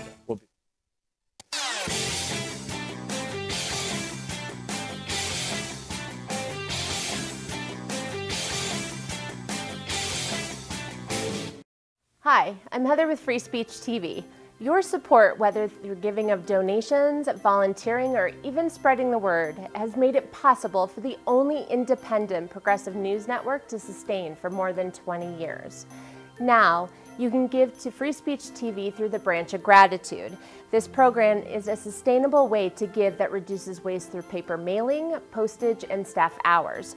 By choosing to participate in the Branch of Gratitude, you are joining hands with the socially conscious community and sending a message to the world that Free Speech TV is not only here to stay, it is here to thrive.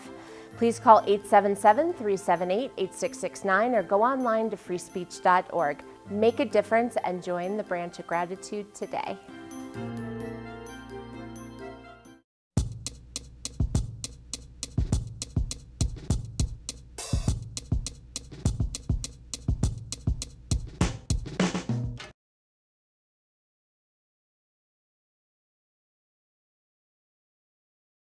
Anything Goes Friday here on the Thom Hartmann Program. And Ann in Chicago. Hey, Ann, what's on your mind today? Hi. I just wanted to say, and I hope that I'm not repeating something that someone has already said, that march in Charlottesville was highly orchestrated. It wasn't organic. It was funded by a lot of money.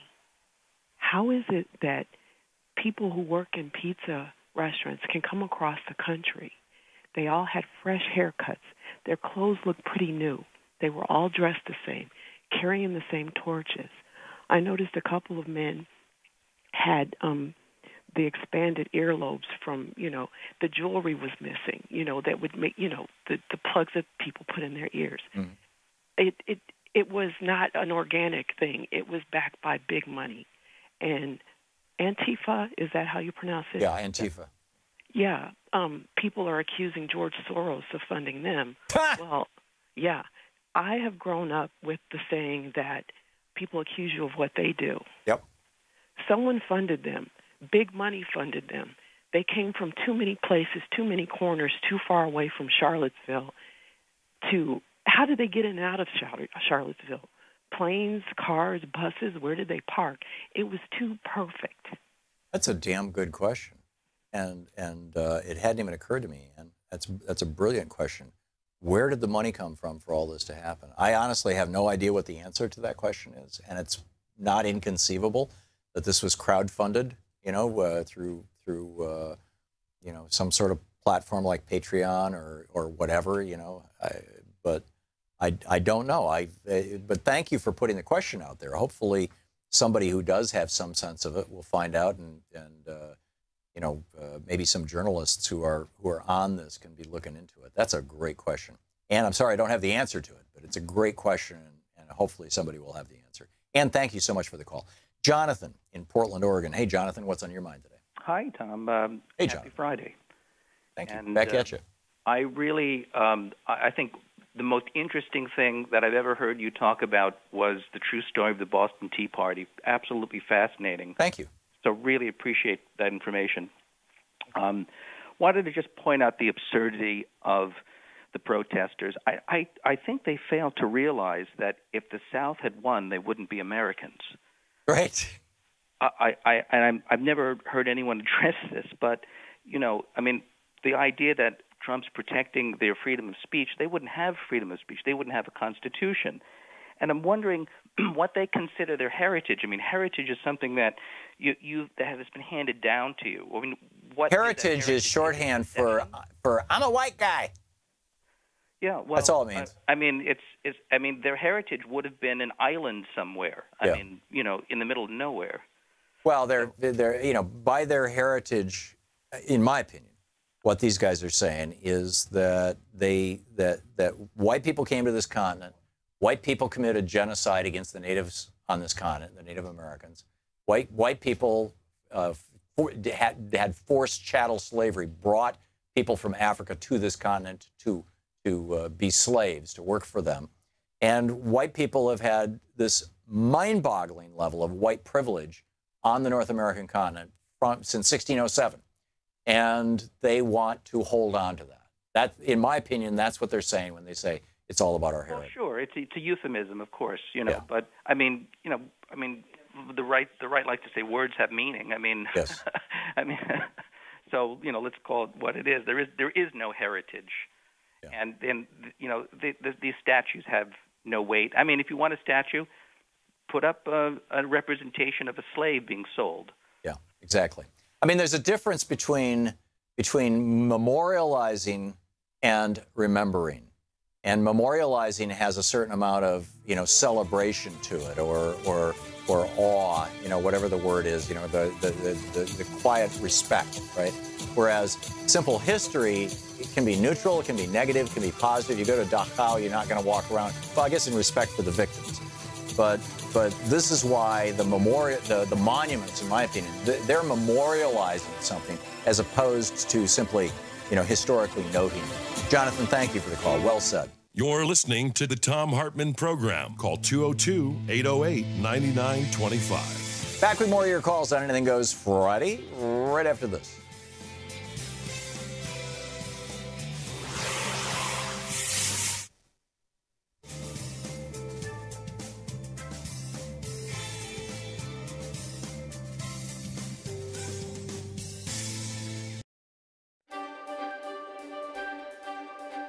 And welcome to the Thom Hartmann University Book Club. Today we're reading from Esther Forbes's book, Paul Revere and the World He Lived In. It was actually sent to me in 2010 by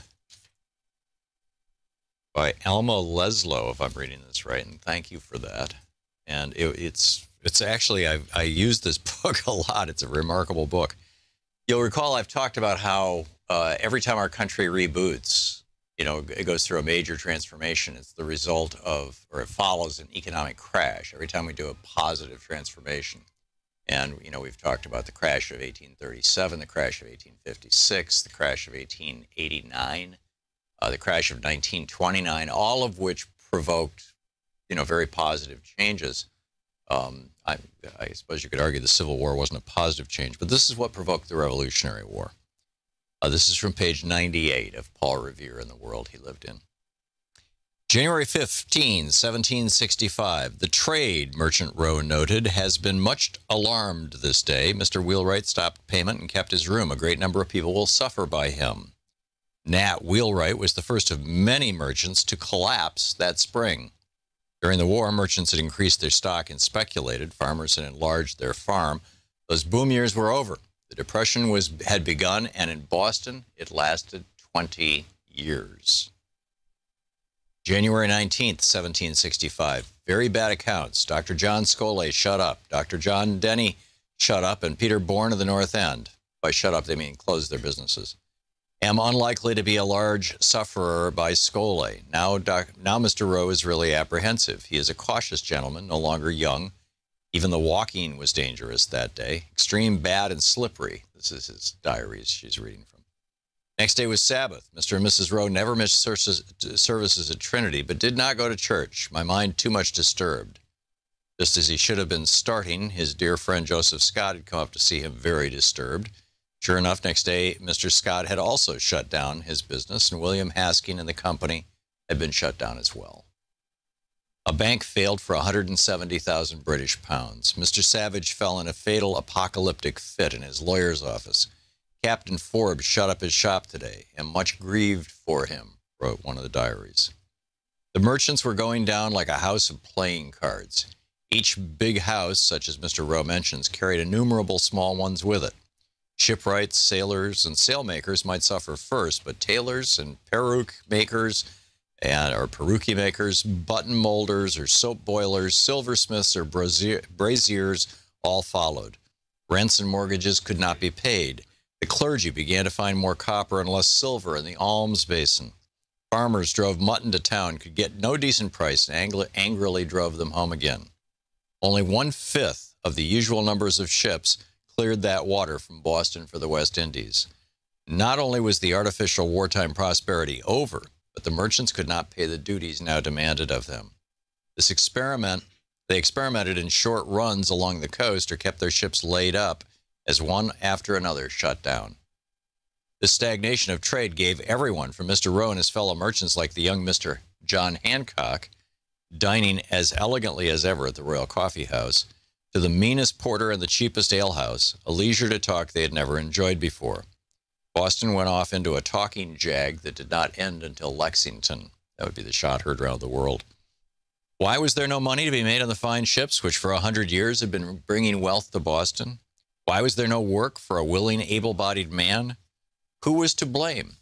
England's efforts to enforce her navigation acts had upset long-established trade habits, but she had not as yet actually collected enough money over here to pay her customs officials. It seemed to have been the general opinion from the top of the social ladder to the bottom that England was to blame. The overexpansion of the last 40 years probably had as much to do with it as England, but it was the meddlesome tyrant from overseas that was the scapegoat. King George III was popular. Their enemy was Parliament. Grenville, as Chancellor of the Exchequer, looked about for some other form of taxation that could actually produce the money. Controlling smuggling over so long a coast, 3,000 miles away, was proving expensive, impractical, and extremely unpopular. After talking with the colonial agents in London and asking for alternative suggestions, he put the Stamp Act through Parliament. I am not, however, he said, set upon this tax. If the Americans dislike it and prefer any other method, I shall be content, provided the money must be raised. As soon as the Stamp Act went into effect, which it never did, every legal document, every newspaper or commercial paper would need a stamp, costing from a halfpenny to 20 shillings. It would require very few officers to enforce and no breaking and entering of private property. As Grenville argued, it would fall fairly equally on all colonies and classes. But it was technically an internal tax, not an external like a customs duties, and its theory frightened the colonists. Whether or not England had the legal right to tax these colonies in any way she pleased does not seem to be settled yet.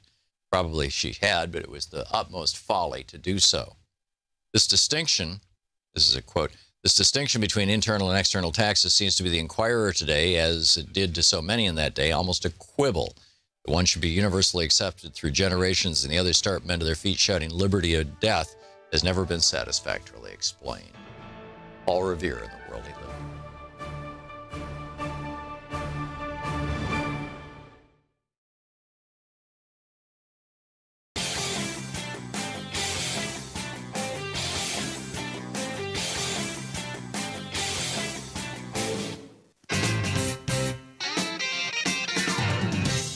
Welcome back. Thom Hartmann here with you.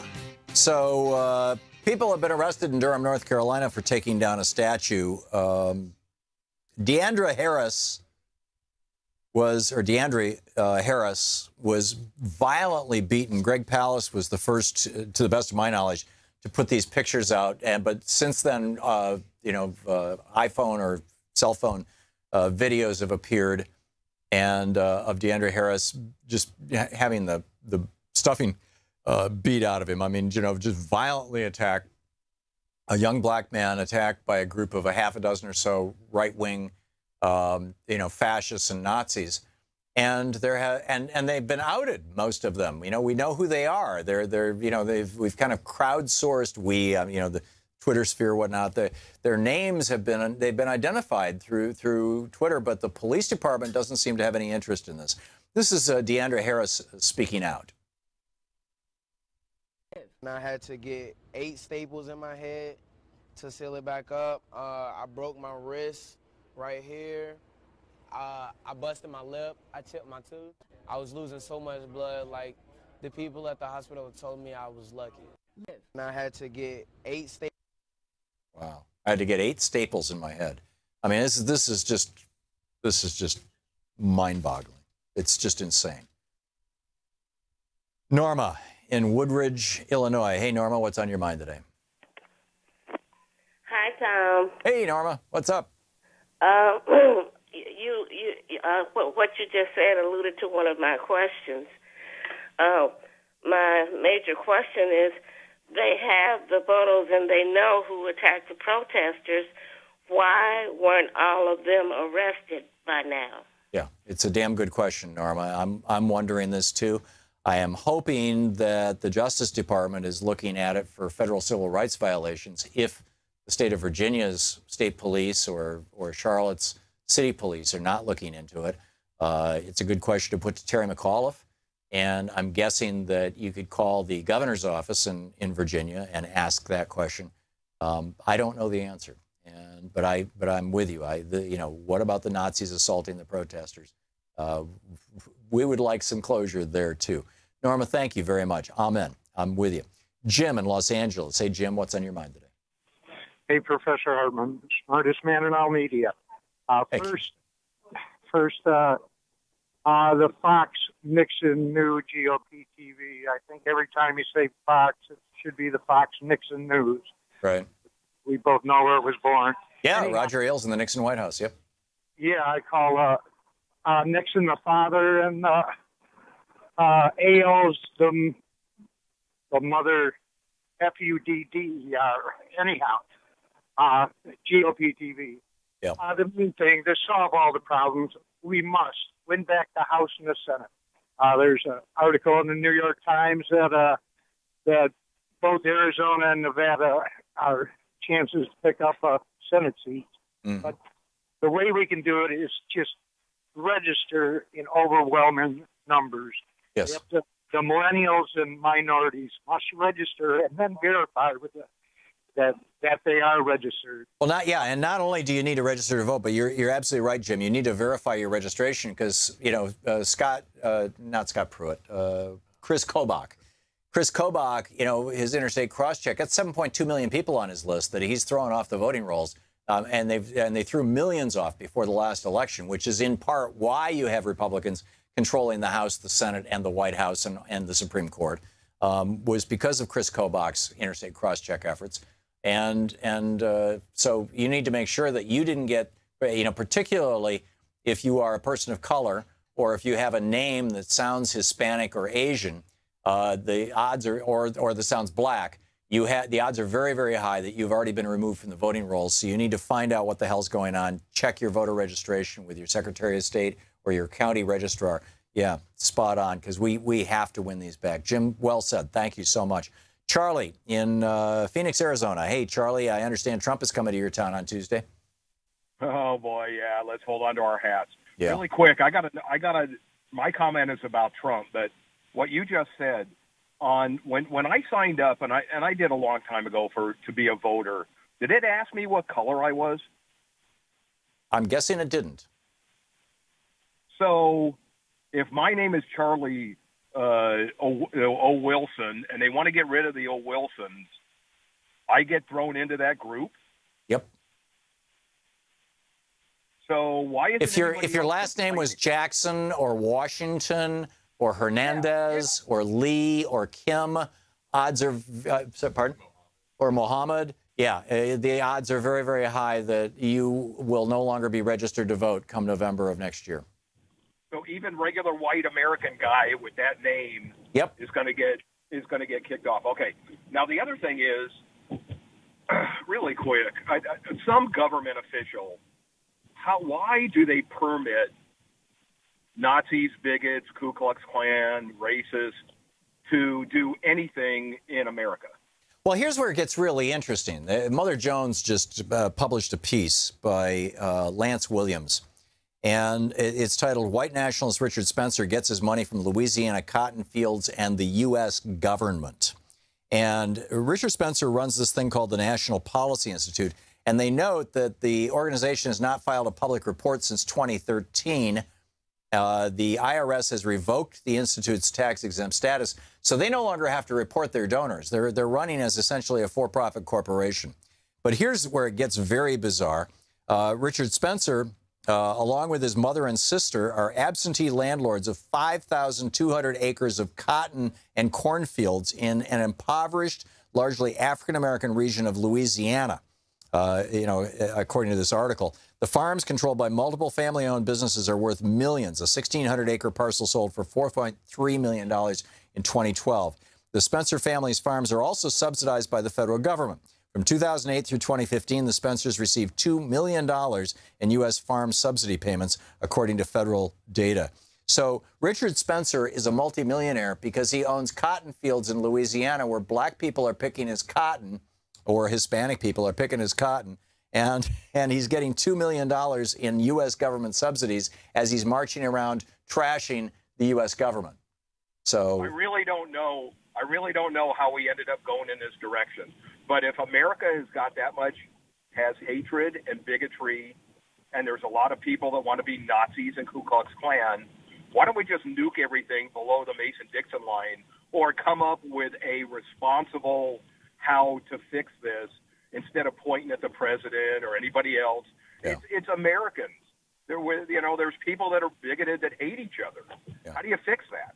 Well, I think you fix it through love. I think you fix it through awakeness, through compassion. The tragic reality is that you're always going to have about 20% of your population who tend toward authoritarianism, and you're always going to have a very small percentage of your population, under 1%, who have severe hoarding syndrome, OCD that manifests as hoarding syndrome, and a small subset of that population are going to be people who, instead of hoarding newspapers or tin cans, are hoarding money.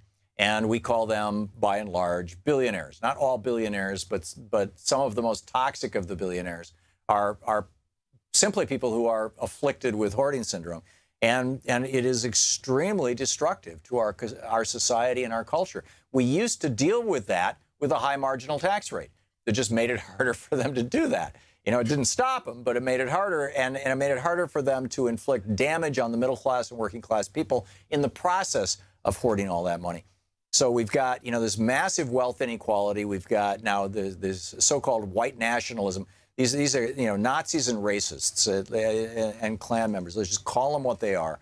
And I think, in most of the developed countries of the world, it is plain old flat out against the law to march carrying a swastika or to promote racial hatred. And I'm thinking that, the exception to the First Amendment, as Paul in Woodinville pointed out yesterday in the Schenck v. U.S. 1919 case, the exception to the First Amendment is essentially crying fire in a crowded theater. And that Supreme Court case had to do with a group of people who in World War I were distributing pamphlets encouraging young men not to sign up for the draft, not to go off, to fight in World War I. And that was considered fire in a crowded theater. Now, it seems to me that encouraging people to engage in racial hatred is even worse. It's even more destructive to our country than encouraging young men not to sign up for the draft. And so I would say that supporting hate speech, what Richard Spencer is doing, what all these guys are doing, is just a terribly wrong thing and qualified as shouting fire in a crowded theater. The proof of it is that a young woman, Heather Hare, is dead, and as well as 2 police officers. So I think that the First Amendment is being badly distorted, and I'm about ready to part company with the NAACP, or excuse me, with the ACLU on this thing. I just think that it's time to say enough already. This is not speech any longer. Charlie, thanks. You're listening to Thom Hartmann. Visit thomhartmann.com for audio and video archives. We'll be back with more of your calls in 4 minutes from now. Bob Ney with Talk Media News.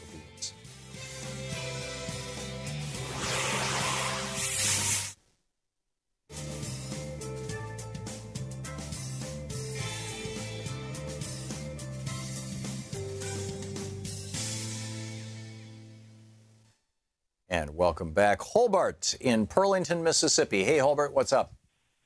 Well, I wanted to talk about tennis balls. Tennis balls, okay. 37 years ago, I was in college, and my college roommate's Navy buddy, when he was in the Navy, came by. Mm-hmm. And he told me how they train the dope dogs in the Navy. They first train them motivate them with treats, but then they substitute tennis balls for the treats because they're cheap. And, well, that's what our currency is, Tom.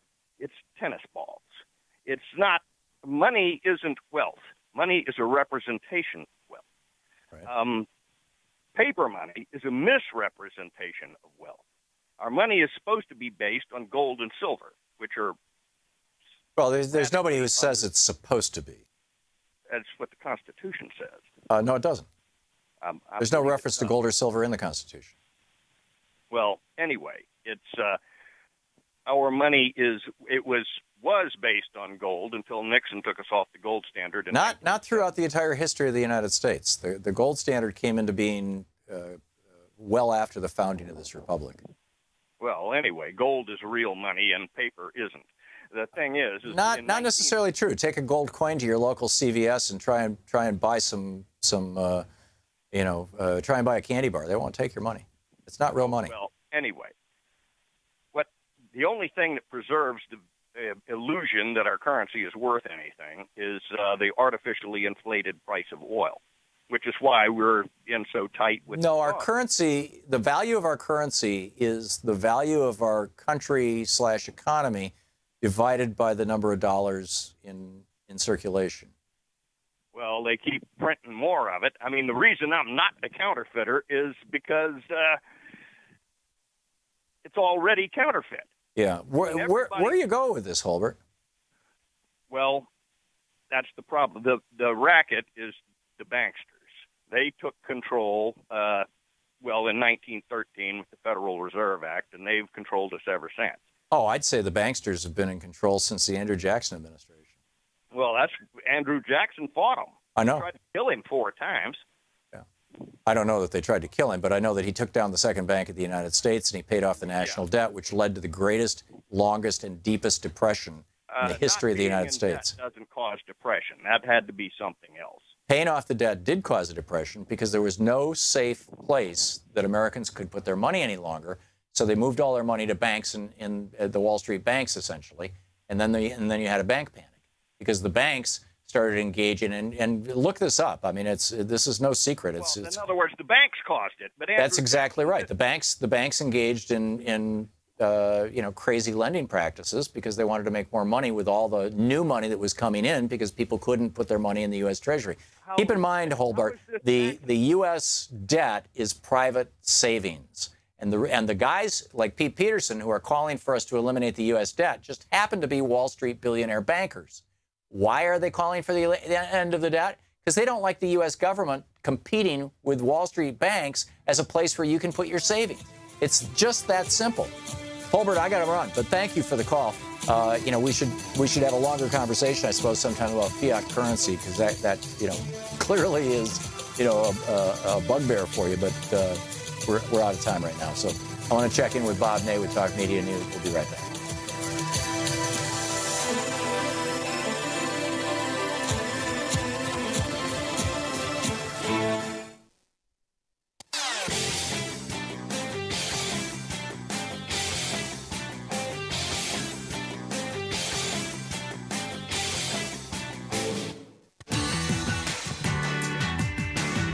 Welcome back. Thom Hartmann here with you. Let's check in with Talk Media News and find out what's going on in the world today. This report brought to you by goatsfortheoldgoat.com and Loving What You Do, a new book by Ellen Ratner.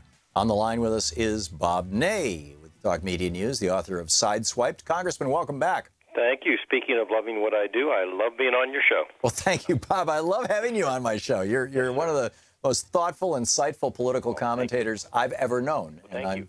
I'm very glad that you're with us. So what are your thoughts on Bannon being on the outs here? I kind of saw this coming when Trump the other day refused to say that he was going to keep him on. Instead just said, well, we'll see, That tepid response seemed a signal to me.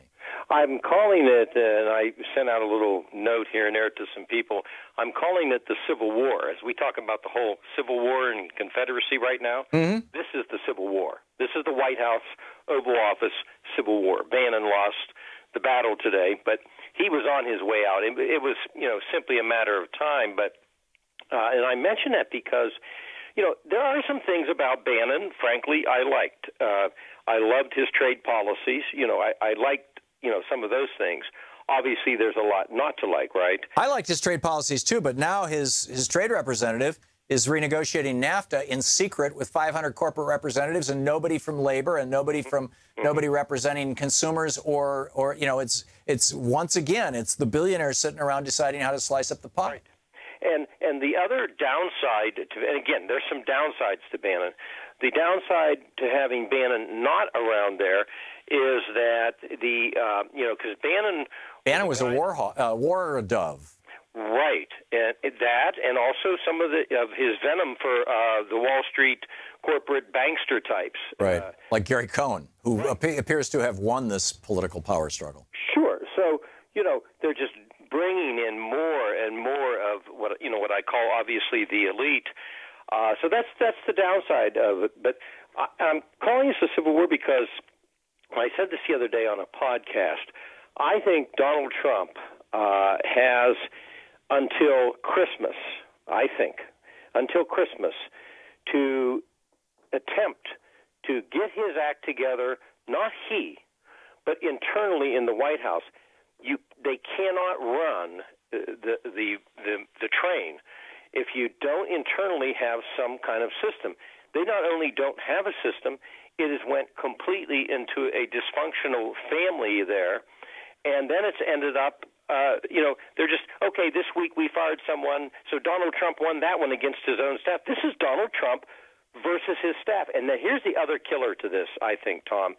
If you look in the article, if you talk to people behind the scenes, and I know you know this, Trump wanted Bannon out, right?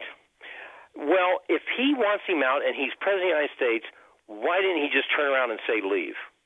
I don't think he wanted him out. I think that Bannon was a support for Trump. I think he was an emotional and intellectual support for him.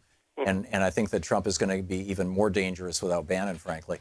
And I realize, Bannon's pretty bizarre. Right. But, apropos of what you were saying earlier, his position on trade and his position on war, those are two things that really concern me. The war part in particular, given, what Trump has been doing with North Korea. It was Bannon who said there's no military solution in North Korea. Right. And Bannon is out on his tush. So, we've got a real problem here. I think so. And then the Dick Cheney types of the world have been very, very quiet. But if you look at some of the activity with John McCain taking a group of Republicans overseas and to meet with the Mujahideen cult, that sends a signal right there that, McCain and all the war hawks are looking for another battle, and that would be in Iran. Yeah. And we all know that Tillerson was the saving factor for the president to come in and say, look, we don't have a reason to decertify the Obama deal with Iran. We don't have a reason to do it. And they wanted to decertify it, which, to lead to more conflict. So there's a mixed bag on it, but I did want to mention, this is the civil war of the White House. Yeah, and I think the outcome of this may be that they actually do start ratcheting up the sanctions against Iran. And which might cause Iran to pull out of the deal, which then leads to another nuclear standoff. And this is just not good. This is not good. And I thought of you today on this other story because of banksters. I use that. I take your line all the time, and I give you credit. But banksters, the pharma. I don't know if you'd call them pharmasters or whatever. Yeah, big pharma. Yeah. But they have this. This is what kills me. But they have Mylan's been fined $465 million for a $1.2 billion drug overcharge.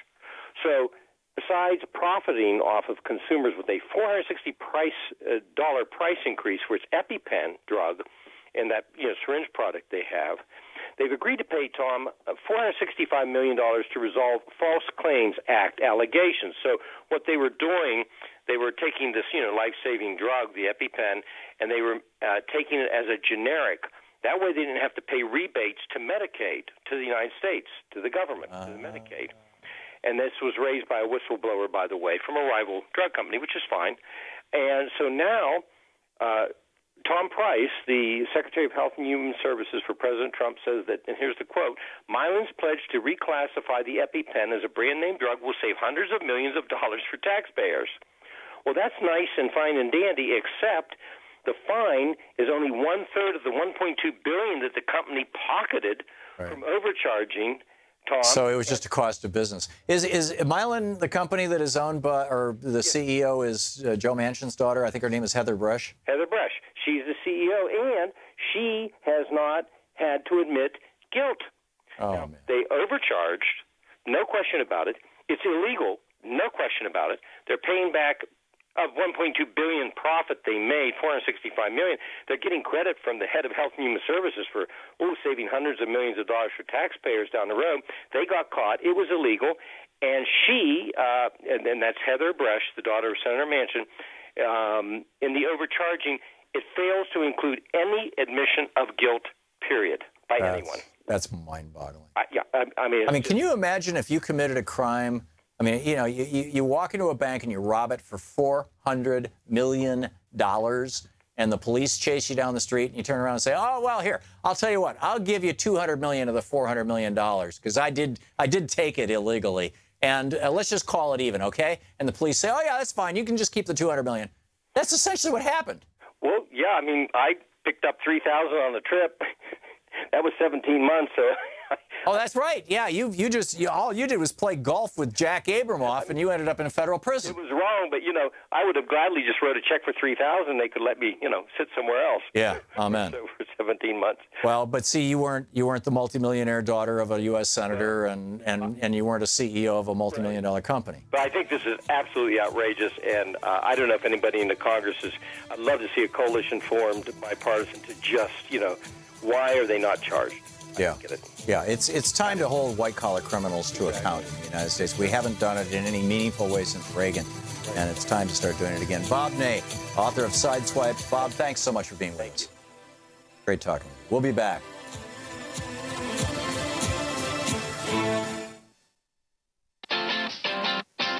You're listening to Thom Hartmann.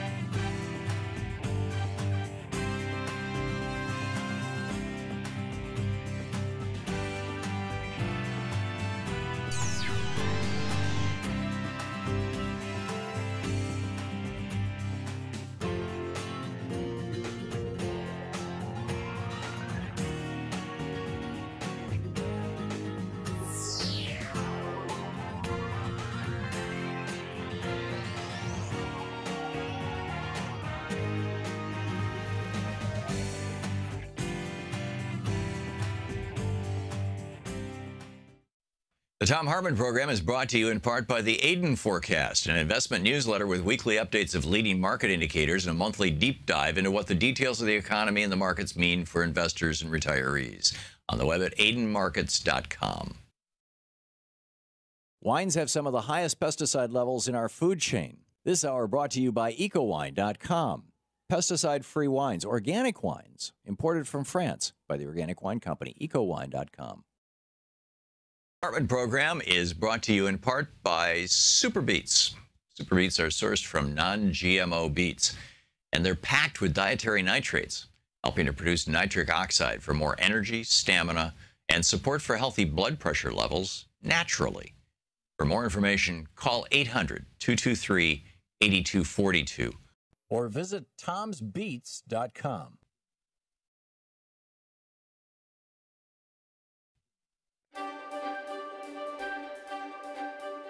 It's the Thom Hartmann University Book Club. Today we're reading from War is a Racket by General Smedley Butler. General Butler in 1935, when he wrote this book, had just retired from the U.S. Marine Corps as the most decorated, or one of the most decorated soldiers in American history. He was that generation's Dwight Eisenhower. In 1914, he helped capture Veracruz, Mexico. In 1917, he helped capture Fort Revere and thus Haiti. He'd received the Distinguished Service Medal in 1919. So anyhow, here's the book. War is a racket. It always has been. It is possibly the oldest, easily the most profitable, surely the most vicious. It is the only one international in scope. It is the only one in which the profits are reckoned in dollars and the losses in lives. A racket is best described, I believe, as something that is not what it seems to the majority of people. Only a small inside group knows what it's about. It's a benefit conducted for the benefit. It is conducted for the benefit of the very few at the expense of the very many. Out of war, a few people make huge fortunes. In World War I, a mere handful garnered the profits of the conflict. At least 21,000 new millionaires and billionaires were made in the United States during that World War. That many admitted their huge blood gains in their income tax returns. How many other millionaires falsified their tax returns? No one knows. How many of these war millionaires shouldered a rifle? How many of them dug a trench? How many of them knew what it meant to go hungry in a rat-infested dugout? How many of them spent sleepless, frightened nights ducking shells and shrapnel and machine gun bullets? How many of them parried a bayonet thrust of an enemy? How many of them were wounded or killed in battle? Out of war, nations acquire additional territory if they're victorious. They just take it. This newly acquired territory promptly is exploited by the few, the self-same few who wrung dollars out of blood in the war. The general public shoulders the bill. And what is that bill? This bill renders a horrible accounting. Newly placed gravestones, mangled bodies, shattered minds, broken hearts and homes, economic instability, depression and all its attendant miseries, back-breaking taxation for generations and generations. For a great many years as a soldier, I had a suspicion that war was a racket. Not until I retired to civilian life did I fully realize it. Now that I see the international war clouds gathering as they are today, I must face it and speak out. Again, they are choosing sides. France and Russia met and agreed to stand side by side. Italy and Austria hurried to make a similar agreement. Poland and Germany cast sheep's eyes at each other, forgetting for the nonce, one unique occasion, their dispute over the Polish corridor. The assassination of King Alexander of Yugoslavia complicated methods. Yugoslavia and Hungary, long bitter enemies, were almost at each other's throats. Italy was ready to jump in, but France was waiting, and so was Czechoslovakia. All of them are looking ahead to war. Not the people, not those who fight and pay and die, only those who foment wars and remain safely at home to profit. There are 40 million men under arms in the world today, and our statesmen and diplomats have the temerity to say that war is not in the making. Hell's bells. Are these 40 million men being trained to be dancers? Not in Italy, to be sure. Premier Mussolini knows what they're being trained for. He at least is frank enough to speak out.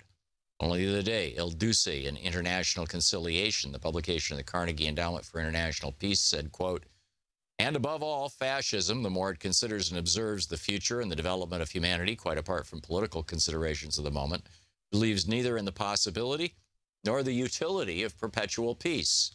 War alone brings up to its highest tension all human energy and puts the stamp of nobility upon the people who have the courage to meet it. End of quote from Mussolini. Undoubtedly, Mussolini means exactly what he says. His well-trained army, his great fleet of planes, and even his navy are ready for war, anxious for it, apparently. His recent stand at the side of Hungary and the latter's dispute with Yugoslavia showed that, and the hurried mobilization of his troops to the Austrian border after the assassination of Dollfuss showed it too. There are others in Europe whose saber-rattling presages war sooner or later. Herr Hitler with his rearming Germany and his constant demands for more and more arms, as if is an equal, if not greater menace to peace. France only recently increased the term of military service for its youth from a year to 18 months. Yes, overall, nations are camping in their arms. The mad dogs of Europe are on the loose. In the Orient, the maneuvering is more adroit. Back in 1904, when Russia and Japan fought, we kicked our old friends, the Russians, and backed Japan. Then our very generous international bankers were financing Japan. Now the trend is to poison us against the Japanese. What does this open-door policy to China mean to us? Our trade with China is about $90 million a year. For the Philippine Islands, we spent about $600 million in the Philippines in 35 years, and we, our bankers and industrialists and speculators, have private investments there of less than $200 million. Then to save that China trade of about $90 million, or to protect those private investments of less than $200 million in the Philippines, we would be all stirred up to hate Japan and go to war, a war that might well cost us tens of billions of dollars, hundreds of thousands of lives of Americans, and many more hundreds of thousands of physically maimed and mentally unbalanced men. Of course, for this loss, there would be a compensating profit. Fortunes will be made. Millions and billions of dollars will be piled up by a few. War is a Racket by General Smedley Butler.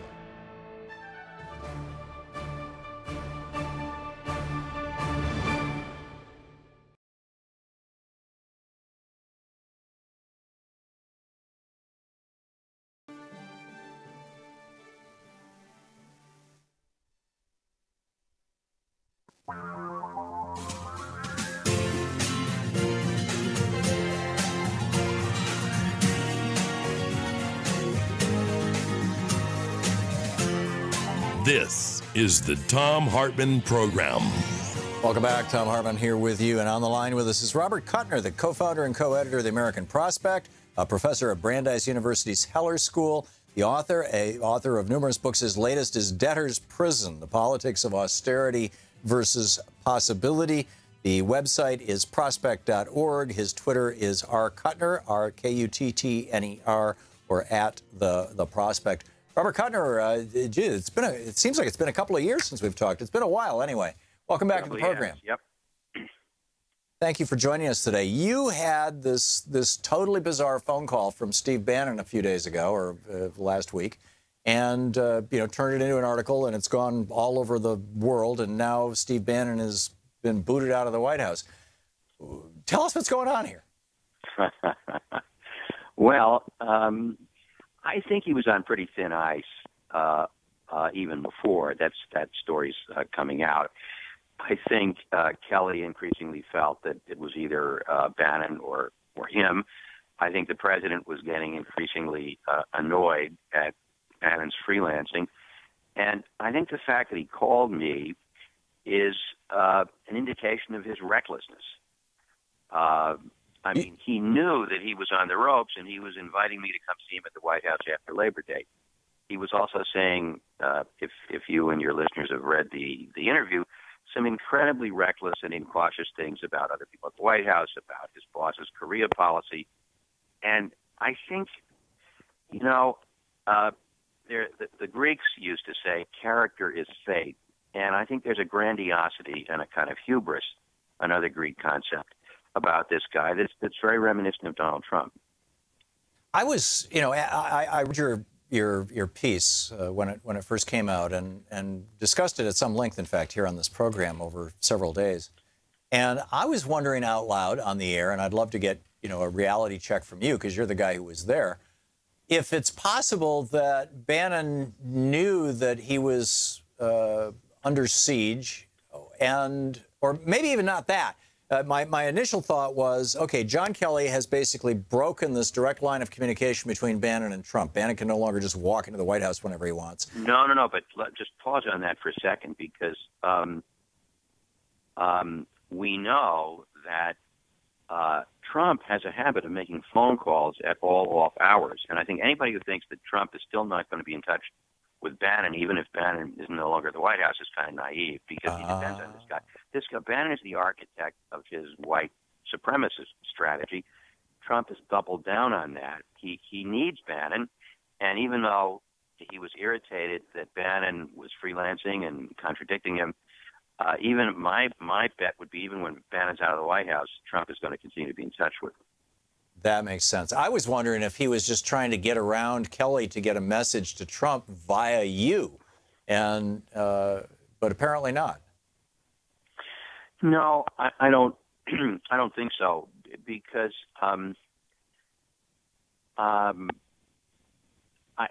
well, what's really interesting here is that the first day after this broke, Bannon claimed he hadn't realized that we were off the record. And, of course, the ground rules are when you get a phone call from a White House official who doesn't bother to say that we're on background, the assumption is that we're on the record. That's right, and this guy's a publisher, and he's been in the media business for 20 years. He knows this. Yeah. But I think the second day he changed his tune and gave an interview with, of all places, the Daily Mail of London, and said, well, in fact, this was deliberate. I deliberately put this out to distract the media's attention from their obsession with Charlottesville. So, number one, he changes his spin from day to day. He directly contradicted himself. And number two, of course, if that was his game plan, it certainly did work, because A, Trump is doubling down on the white supremacy strategy, and B, there's more of a media frenzy about that than ever. So I think what happens is you get too full of yourself and you start making errors. And he's very smart. He's very strategic. Some of his strategy makes sense. Some of it's lunatic. I think one of the other really crazy things is his assumption that putting together some kind of grand left-right coalition on trade policy could cut ice at the Trump White House. Now, it's true that some of the criticisms that nationalist conservatives have made about America being taken to the cleaners by China are not all that dissimilar from criticisms that guys like me make and trade unionists make. But can you imagine Donald Trump walking into a meeting of the National Security Council and Defense Department, the State Department, and U.S. Trade Rep saying, hey, you'll never guess what I got. Bob Kuttner supports me on this. Right. I mean, that alone would be, hey, you're fired. Yeah. So I think you get too full of yourself, you make errors of judgment. And I think that's what happened here. That's very interesting. You know, in this business, in the radio and TV business, I've always said, you know, when you begin to believe your own PR, you're in huge trouble. And I've known more than one person who has gone down that road.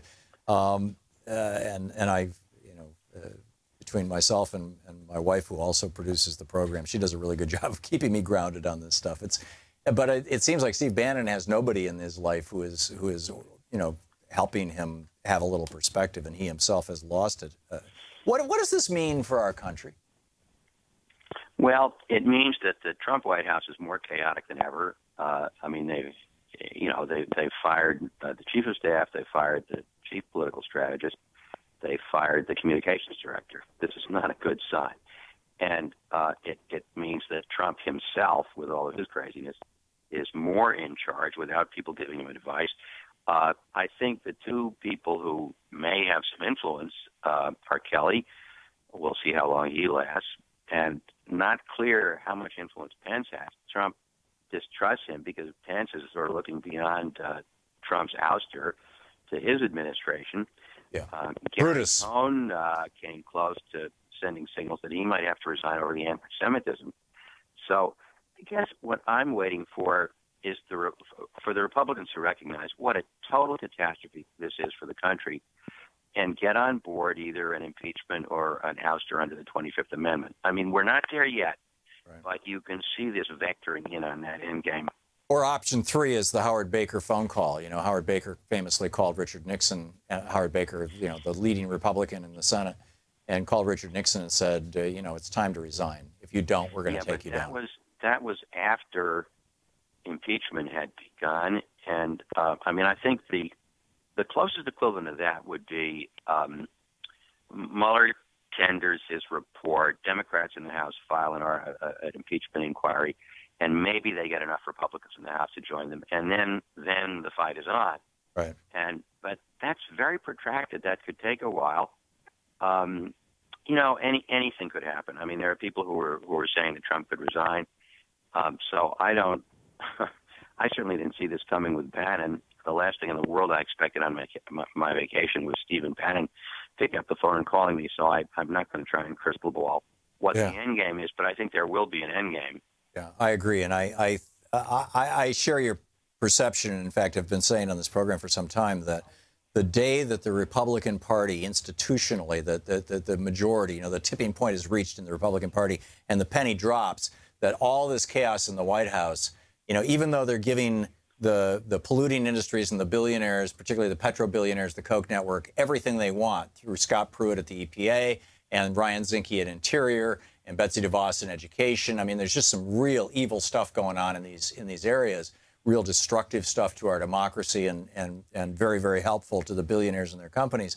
Even though they're getting everything they want there, the real big prizes are taking down Social Security, which today we just learned the Trump administration is in their next budget. They're going to, Trump is asking 1/4 of the Social Security workforce to take early retirement, which means that Social Security is going to be broken next year. That you're not even. He's flailing in a number of different directions, and one of the things you don't take on in this country is Social Security.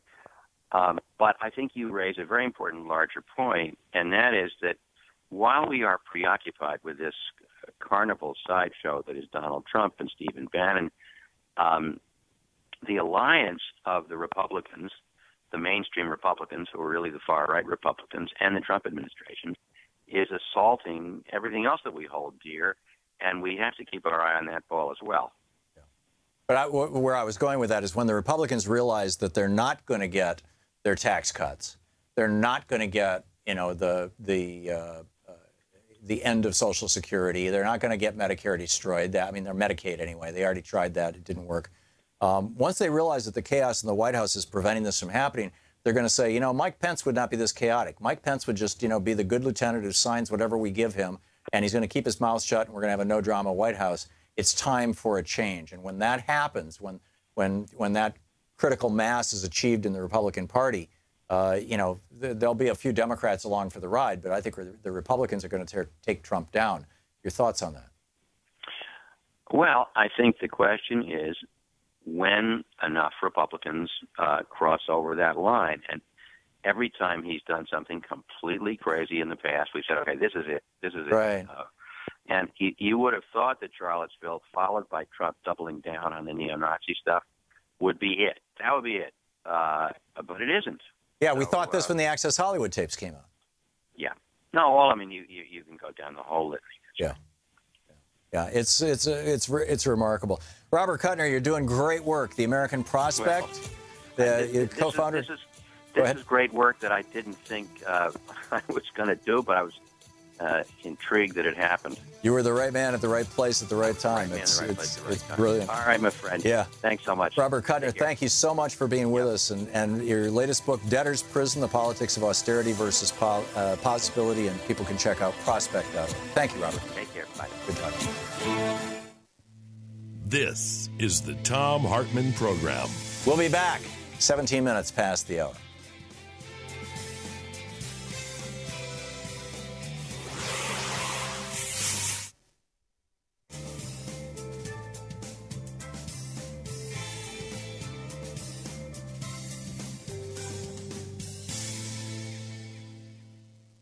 And welcome back. Terry in Pahrump, Nevada. Hey, Terry, thanks for watching Free Speech TV. What's on your mind today? Well, right off the bat, I want to say thank you to your screener. I called in. I was going to say something kind of silly, but I thought still made a point. He responded with something intelligent, which shows he's much smarter, much more socially aware, and probably a much better human than I am. Chris is a very smart guy. He's he's very witty. He's very quick. Chris is a great guy. Well, I called with a joke that with a solution for the statue situation was to put a statue of Abby Hoffman next to every Confederate statue. He said Harriet Tubman, kind of shamed me a little bit. Kudos for him for making me think. So I thought a little bit harder about it. How about a statue next to every Confederate statue of one of the Chicago Seven? Yeah. Yeah, I think we just need to take down the statues, frankly. But well, I get your point. You know, I absolutely get your point. I hate them. I really, really do. But it seems like if it's going to make that much of a divide in an already bifurcated society, try and find a different solution. Right. If you understand what I'm saying. I mean, because I have friends that just don't even want to talk to me anymore about this kind of stuff. Sure. And, you know, why widen the gap? That's not going to solve any problem anywhere near in the future. So I hate the statues. I wish they all would come down. It's not rewriting history. It's correcting history. And I would love to see them go. But mainly the brunt of this call now became kudos to your screener. He's a really good man. Okay. Terry, thank you very much. Good to hear from you. John in Butte, Montana. Hey, John, what's up? Hi, Tom. I'm calling to get your opinion about the possibility of an Article 5 constitutional convention, whether there are dangers or whether there are possibilities. Right now I'm aware of two serious groups that are moving in that direction. One is Wolfpack, who would like to introduce an amendment to get rid of dark money in politics. And the other is a movement on the right, and I believe ALEC is involved, and they have a whole menu of right-wing ideas. They'd like to get rid of, say, for example, the popular election of U.S. senators and go back to the day where they're appointed. Right. Wolfpack does not think there is a danger of a runaway convention because you need 38 states to approve any proposed amendment, and that's a lot of states, even though the Republicans now dominate state legislatures. In 34 I'd states. like to know if you think there is possibilities here or if we should be afraid of a constitutional convention. I oppose a constitutional convention by anybody under any terms. I am in favor of constitutional amendments being routed through the states via an Article 5 process, which technically you could call a constitutional convention, but I would not even use those words. I think it's very, very dangerous to use those words for progressives, anybody on the left to use those words, because those are the words that are being used by people on the right to actually do a constitutional convention where they do a complete rewrite of the Constitution. You know, I know what Cenk is trying to do. I think, you know, I like and respect Cenk and have a lot of respect for the Young Turks and all the great work they're doing, which is the source of the Wolfpack Political Action Committee. I just personally, I would have messaged it differently. But I get it that they're not actually calling for a full-out convention. They're also calling for the amendments to be passed through. So I think it's more of a semantic problem right now, John. John, thanks for the call. We'll be right back.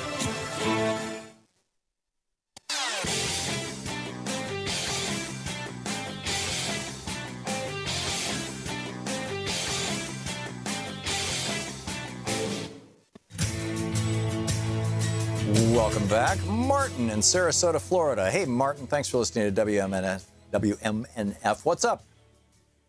Hi, how you doing? Great. Love your show. Thank you.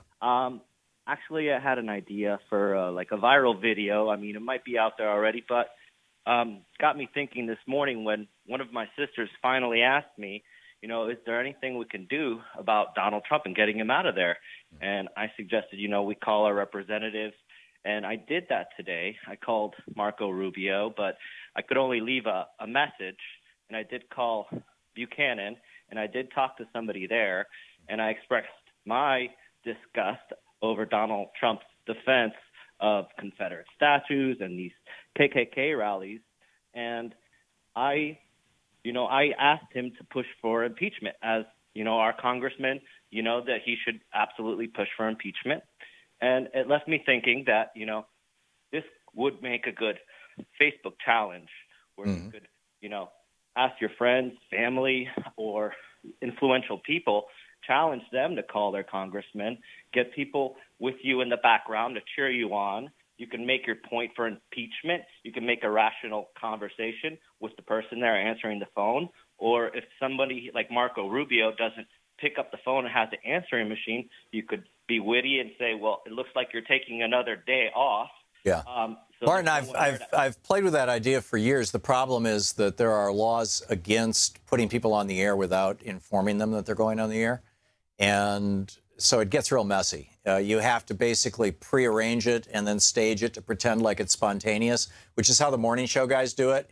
You know, when they get somebody on who's talking about his girlfriend or whatever, and then suddenly she's on and, oh, my, you know, and all this stuff. It's all staged. You have to give everybody informed consent in advance, and you have to tell them exactly what's going on and how they're going to be portrayed on radio or television before you do that.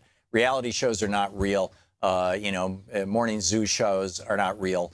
And I wouldn't be able to do it with any you know, sense of genuineness. So that's why I haven't.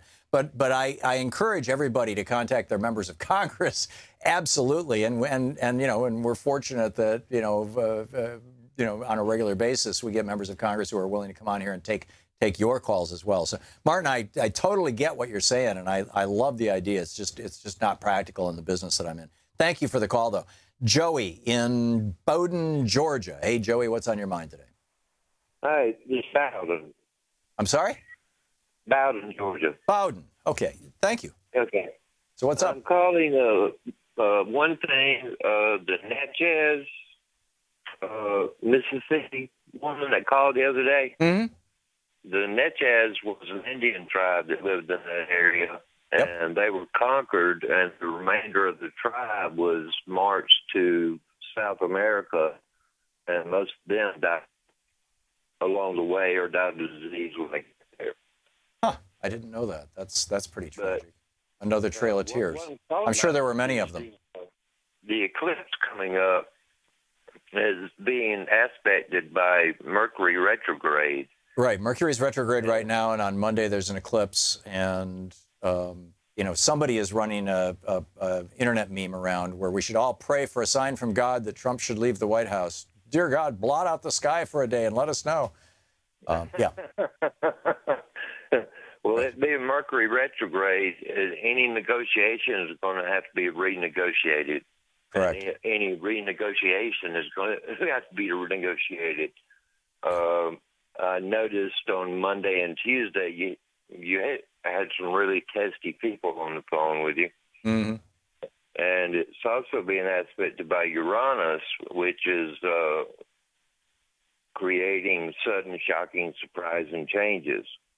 And that especially with the eclipse being in the latter degrees of Leo, you know, the king of the jungle, we're going to see this in the leaders of the country. Yeah. And eclipses historically have meant war. Right. You know, you know, to previous civilizations as, you know, as signs or authorizations. And people look to see when the best time to go to war was. Yeah. You know, with the Mayans and. Well, you find stories in you know, ancient writings. I'm not sure if there's any in the Bible, but there's certainly no shortage of them in other texts of, you know, God creating, you know, darkening the sky so that our army could kill their army. And it was just an eclipse, you know, and it wasn't God. And it was, you know, but anyhow, Joey, yeah, it's a perfect topic for Anything Goes Friday. You know, is the eclipse during Mercury retrograde. We're going to be doing this show live while the eclipse is happening on Monday. Joey, thanks. You're listening to the Thom Hartmann Program. Call 202-808-9925. So, you know, can Trump hold it together until Monday? We'll see. Stick around. Anything Goes Friday. Your call's up next.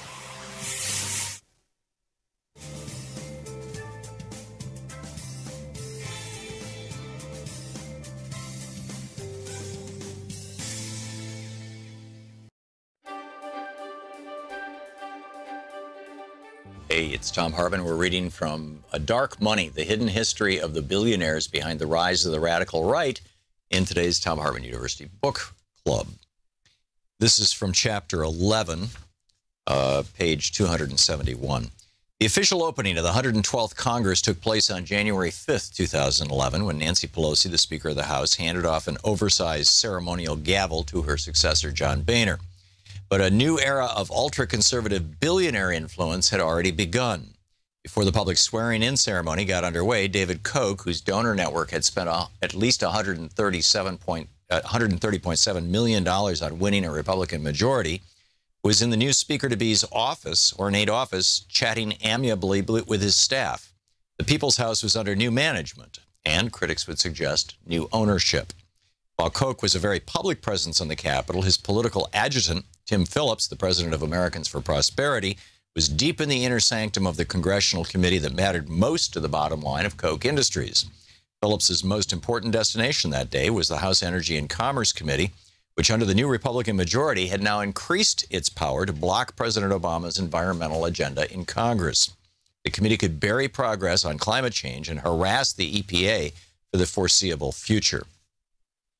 And then just jumping through a little anecdote about Lee Fong and David Koch, they continue.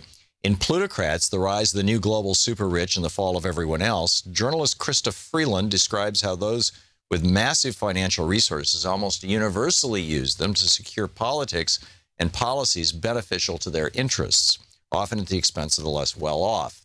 In the United States, a number of studies have shown that in recent years, this tendency has distorted politics in very specific ways. In a study he conducted for the nonpartisan Sunlight Foundation, the political scientist Lee Drutman found that increasingly concentrated wealth in America resulted in more polarization and extremism, especially on the right. Very rich benefactors in the Republican Party were far more opposed to taxes and regulations than the rest of the country. He discovered the more Republicans depend upon 1% of the 1% donors, the more conservative they tend to be. The 112th Congress soon unfolded as a case study of what David Frum, an advisor to the former President George W. Bush, described as the growing and, in his view, destructive influence of the Republican Party's radical rich. The radicalization of the party's donor base, he observed, has propelled the party to advocate policies that were more extreme than anything since Barry Goldwater and his 1964 presidential campaign. It also led Republicans in Congress to try tactics they would never have dared use before, end quote. Hard data supported this. Harvard's Theta Scop poll found that the House took the biggest leap to the far right since political scientists began recording quantitative measurements of legislators' positions. There was no better example than the Koch's newly won influence over the House Energy and Commerce Committee. In the previous Congress, the panel had been chaired by Henry Waxman, the liberal Democrat from California, who had quarterbacked the House's successful passage of the cap-and-trade bill, only to see it die in the Senate. Now the new Republican leadership stocked the committee with oil industry advocates, many of whom owed huge campaign debts to the Kochs. Koch Industries' PAC was the single largest oil and gas industry donor to members of the panel, outspending even ExxonMobil. It had donated to 22 of the committee's 31 Republican members and 5 of its Democratic members, too. In addition, 5 out of the 6 Republican freshmen on the committee had received outside support from Americans for Prosperity. Meanwhile, many of the new committee members had signed an unusual pledge swearing fealty to the Koch's agenda. They promised to vote against any kind of carbon tax unless it was offset by comparable spending cuts, an unlikely scenario. The no climate tax pledge was invented by Americans for Prosperity in 2008, when the Supreme Court cleared the way for the EPA to regulate greenhouse gases as it does other pollutants. The Koch's pledge was modeled on the enormously successful one that the anti-tax crusader Grover Norquist had used to intimidate Republican lawmakers from raising taxes. But in this instance, it served not a cause so much as a company. By the start of the legislative session in 2011, fully 156 members of Congress had signed the Koch brothers' no climate tax pledge. Many returning members of the House Energy and Commerce Committee had already taken the pledge, and of the 12 new Republicans on the panel, 9 were signatories, including 5 of the 6 freshmen. A prime example of the symbiotic relationship between the Kochs and the committee was Morgan Griffith, who had defeated Rick Boucher in the district that represented Saltville, Virginia, and was among the new wave of appointees to the Energy and Commerce Committee who were openly indebted to the Koch brothers for their seats. Americans for Prosperity operatives were guests of honor at a victory rally soon after the election, at which Griffith gushed, quote, "I'm just thankful that y'all helped me out in so many ways," end quote. The Koch's investment soon paid off. Once in office, Griffith became an outspoken skeptic of mainstream climate science, drawing national ridicule for lecturing scientific experts as they testified before Congress that they needed to consider the possibility that Mesopotamia and the Vikings owed their success to global warming, and the melting ice caps on Mars showed that humans were not its cause on Earth. Congressman Griffith became a lead player in the House Republicans' war on the EPA, demanding that the agency be reined in. Within a month after he took office, he and other House Republicans gutted the EPA budget by a punishing 27%. Dark Money, the hidden history of the billionaires behind the rise of the radical right, by Jane Mayer.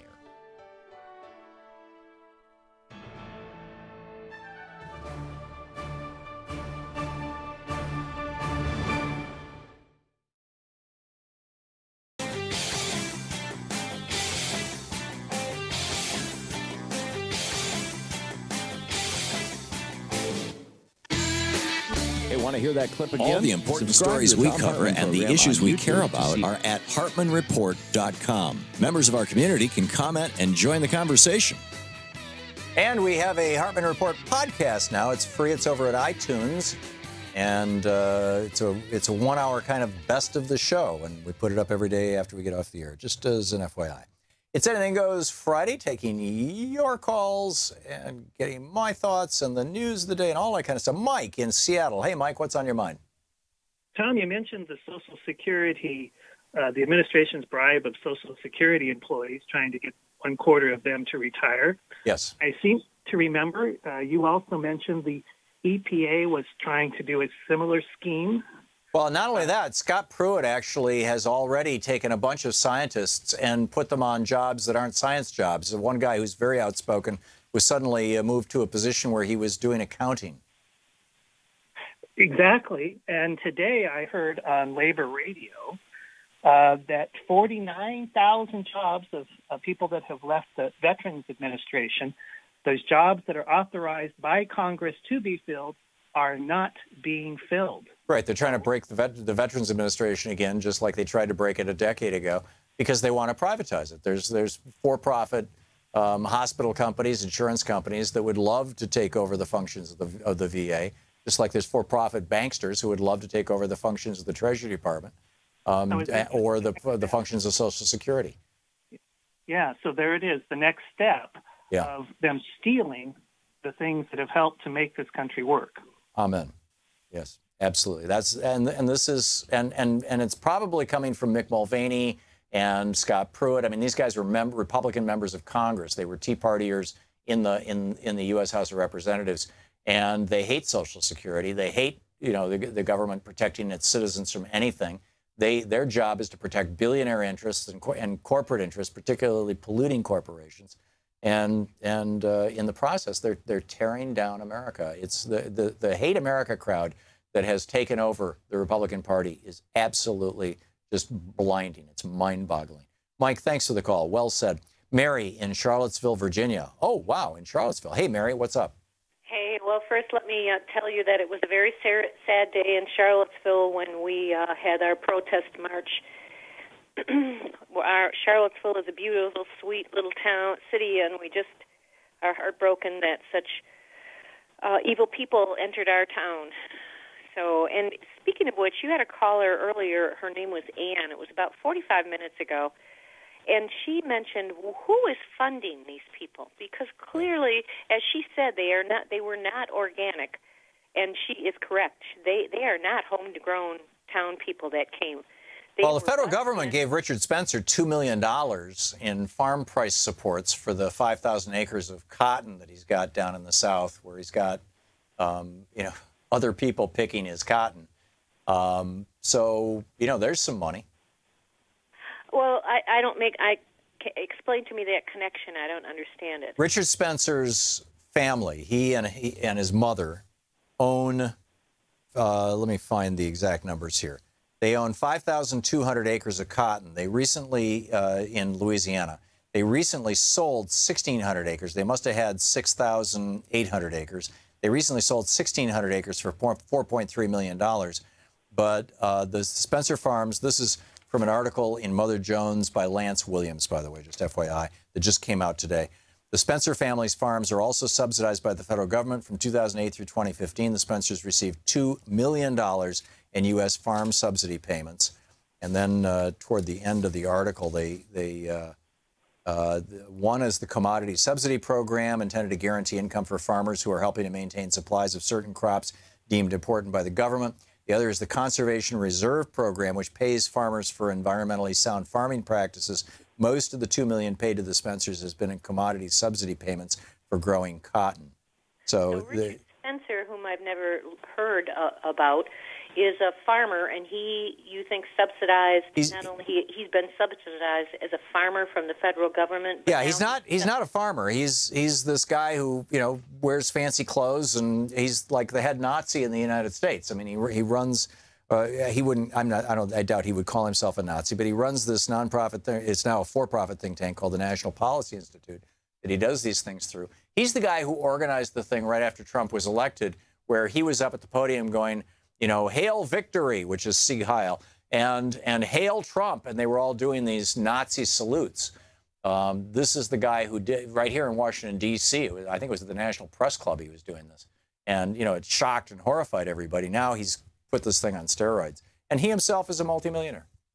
And so you think that he's behind the subsidizing these huge buses coming into Little Charlottesville, and these angry people pouring out, and they wear hoodies. They don't have any connection with Charlottesville. They're just paid protesters. It's possible. Mary, did you see buses coming in, bringing people in, bringing in these right-wingers? Yes. Wow. Absolutely. Did the buses have anything painted on them? Were they No, they were big transportation buses, just huge buses. Just rental buses. Oh, and these were not local people at all. Right. Unbelievable. And where did they come from? And who? They're not volunteers. They don't really have a skin in the game. They're just paid people to riot and disrupt. And I doubt they're paid. I would not be surprised if their expenses were paid, but I would be surprised if they were paid. I mean, these people actually do hate people of color. They actually do hate Jews. They actually do think that women should not have any rights in our society. I mean, they actually believe that white people are the pinnacle of evolution and therefore should run absolutely everything, especially white men. They believe this stuff. Well, yes, those 1%, maybe 2% of the population maybe have those kinds of feelings, but no. And that's who showed up. Well, and I think it's a lot more than 1 or 2%, frankly. They are sponsored by people. They are professional agitators. They are making a living doing this, and I wished I could have gotten on the bus and gone with them and gotten to know them and see where they're coming from and who's paying them, because that was not an organic rally. Well, I'm guessing there's probably some good investigative reporters out who are chasing down, who are going down that rabbit hole that you're describing, Mary. I sure hope so, but I'm not reading about it or hearing about it. And clearly, these were outside agitators, and why would they show up? Have you seen the piece on Vice, the documentary that Vice News did on this? No. It's really, really worth watching. Vice is owned by the same company that owns NBC, by Comcast, and they had an embedded reporter down there who was, an attractive young white woman who apparently represented herself to these people, at the very least, as not being a threat to them, because they just opened up to her. Perhaps they thought she was one of them. And, talking about killing people and talking about what they're doing and why they're doing it, it's really, really worth the effort. Mary, I've got to move along, but thank you for the call. We'll see. There's no doubt in my mind that somebody is going to be doing the investigative work on this. Mary, thank you for the call. Fran in Seattle. Hey, Fran, thanks for listening to Sirius XM. What's up? Hi, I'm thinking about all the structures that kind of manufacture this hate or support it in the United States. And I think we have an opportunity to at least examine these things. We have the media, we have schools, we have churches. Our entire culture supports the paradigm of wealth worship and competition to the death, and it encourages this kind of mindless behavior. Well, not our entire culture, but yeah, it's a lot of it. Yeah. We have been badly brainwashed since the 1980s. I'll give you that. Yeah, very, very badly. And if you don't own a television and don't engage with that world, you turn it on and just your mouth will hang open. Yeah. It's shocking to see. It's shocking to see what's on it and what's not on it. And nobody is talking about the minimum wage being in steep decline since 1968. Now, there are a lot of things in this country that don't work. Yes, there are some very, very real issues out there that are being ignored right now because of the Trump circus, which is probably just fine with Mitch McConnell and Paul Ryan. They don't like it when Trump attacks them, but they're very, very happy that he's distracting, that Scott Pruitt can deconstruct the Environmental Protection Agency, and nobody's looking, nobody's talking about it. One relatively obscure article in the New York Times last week about it, that Ryan Zinke can prepare to sell off public lands like crazy to mining and drilling interests. Nobody is noticing. That Betsy DeVos is going to destroy our public education system. Nobody's noticing. Jeff Sessions wants to expand privatized prisons, put more people of color in prison, amp up and go back to minimum mandatory sentences for small crimes, throw people in jail who have medical marijuana cards, and nobody's talking about it. Everybody's just talking about, is Trump crazy or not? Those guys are all very happy that Trump is playing the crazy man and sucking up all the air in the room. And that's something that we all need to acknowledge. Fran, thank you for the call. It's an important one. Jose in New York City. Hey, Jose, thanks for watching us on Manhattan Neighborhood Networks. What's up? Hi, Tom. Can you hear me? Yep, just fine. Oh, good. Tom, I live here in the Lower East Side in Manhattan here, in the projects, and not legally, of course. I just wanted to tell you that it's just a room that I'm renting here illegally. And we're on one side of the street on Avenue D, and then there's the brownstones on the other side of the street on Avenue D on 8th Street.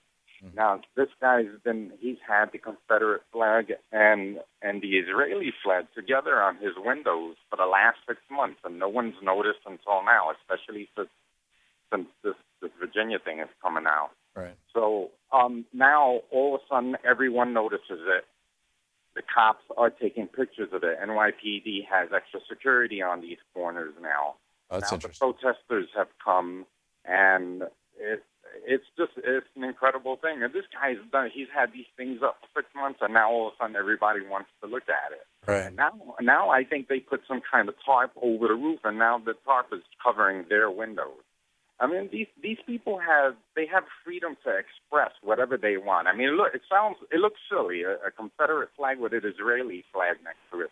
It looks silly to me, but they have the free will to do that, just like anybody in this neighborhood who's Puerto Rican wants to put out a Puerto Rican flag out of their window. And yeah, there's a difference though. Puerto Rico never tried to take down the United States of America.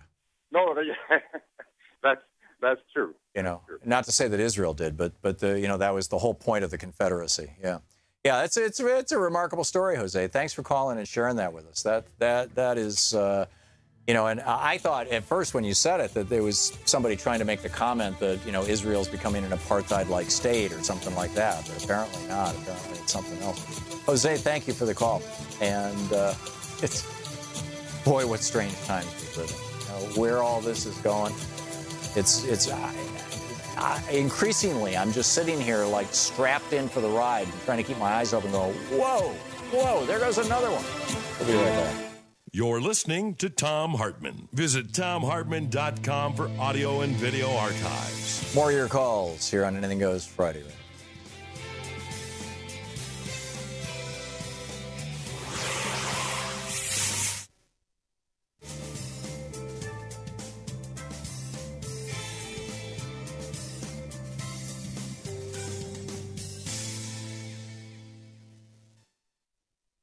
Welcome back. Remarkable. Let's see here. Linda in Colville, Washington, watching us on YouTube. Hey, Linda, what's on your mind today?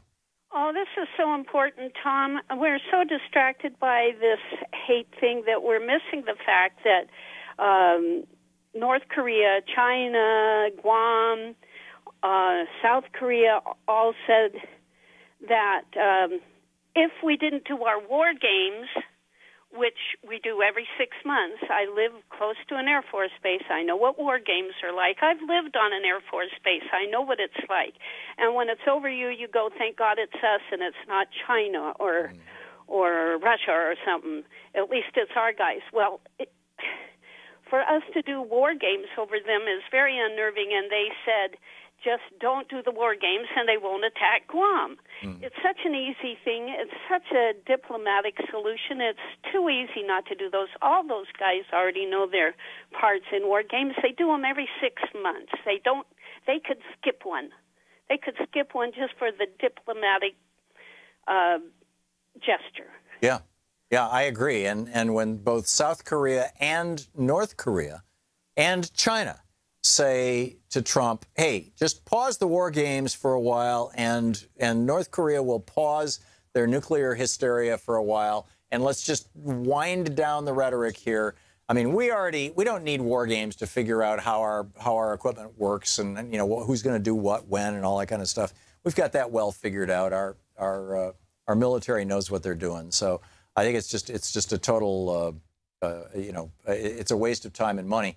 The defense contractors probably love it because it's a waste of time and money. But I'm with you, Linda. I'm absolutely with you. Thank you for the call, and thanks for pointing that out. Jeff in Benton, Arkansas. Hey, Jeff, thanks for watching Free Speech on DirecTV. What's on your mind? Well, thank you, Tom, for taking my call. The lady that called about the protesters in Charlotte, I read a reply in a Facebook post where another lady had called him the number from the ad about wanting to hire protesters, and they told her that they were paying $25 an hour, and then they could work as much as they want to. And she asked them, well, how long are they going to have work to do things like that? And they said they would have work for the next 3.5 years. And I just thought it was interesting. I thought, well, I'd call when I was watching your program. I thought I would call and just, tell you that I read that on Facebook. Jeff, just because it's on Facebook doesn't mean it's real, number one. But it might be real. But here's my logic on this, and what causes me to think that none of those people were paid protesters. The guy who is kind of the star of the Vice TV show, the white racist, the Klan guy, who said, we're going to kill these people, and was just doing all this racial hatred and stuff. After the Vice thing came out, he did this thing on YouTube where he broke down in tears and started sobbing about, the Virginia police are looking for me, and I don't want to go to jail, and I didn't mean it, and I'm not a racist, and if he could have said, it's just because Richard Spencer paid me $25 an hour, that's why I was there, he would have said it. In fact, a lot of those guys, if they could, people all over the country are losing their jobs right now because they've been outed as being at this Nazi rally. A bunch of guys who worked for a pizzeria up in New Hampshire. Some guys in Maine have been outed. Some guys from California have been outed. Some guys from Oregon and Washington State have been outed. And they've all lost their jobs. Most of them, ironically, probably minimum wage jobs. If any of those people could have said, well, it's just because Richard Spencer or somebody else paid me $25 an hour, they would have done it. And nobody is saying that's why I don't think it's happening.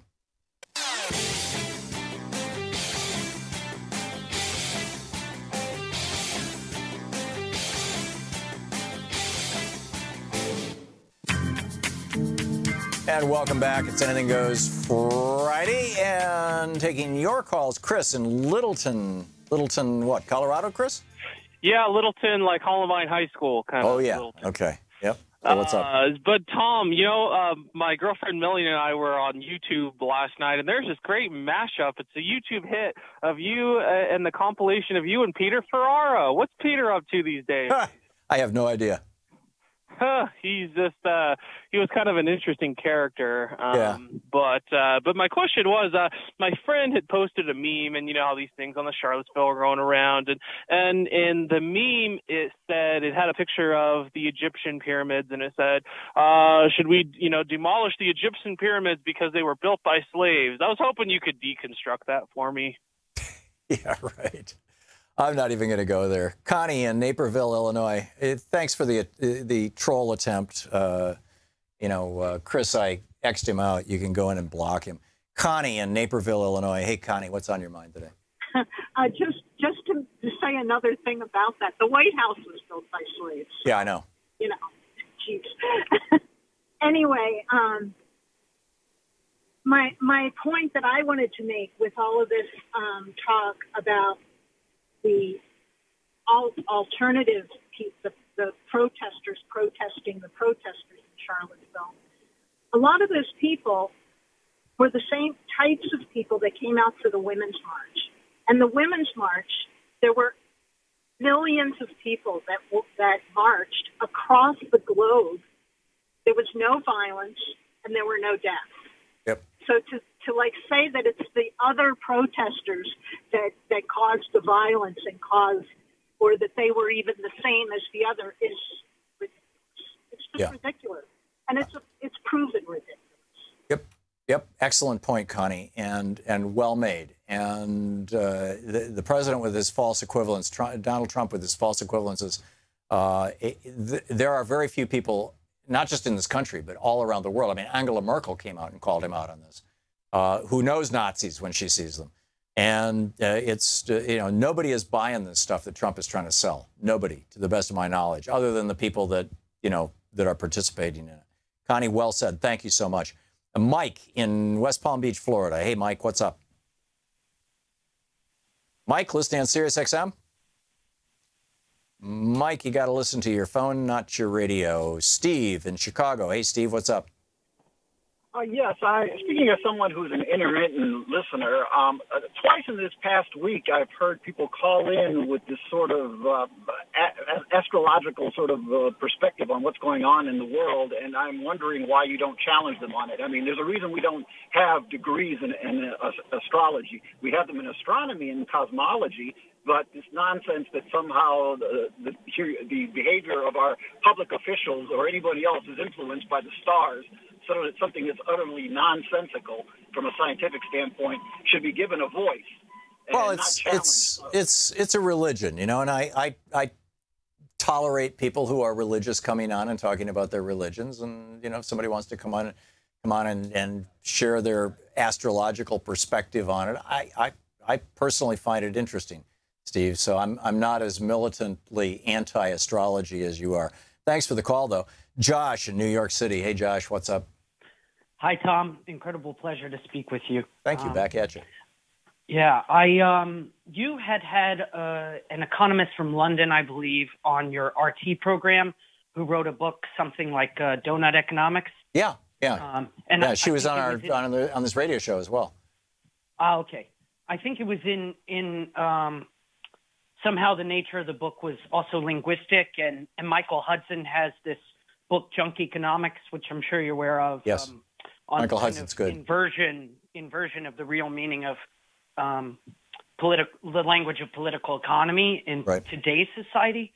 I grew up in rural North Carolina, a very poor area, and people there, you bring up a free market, and they don't understand this classical economist notion of a market in which businesses can compete fairly, free from economic rents.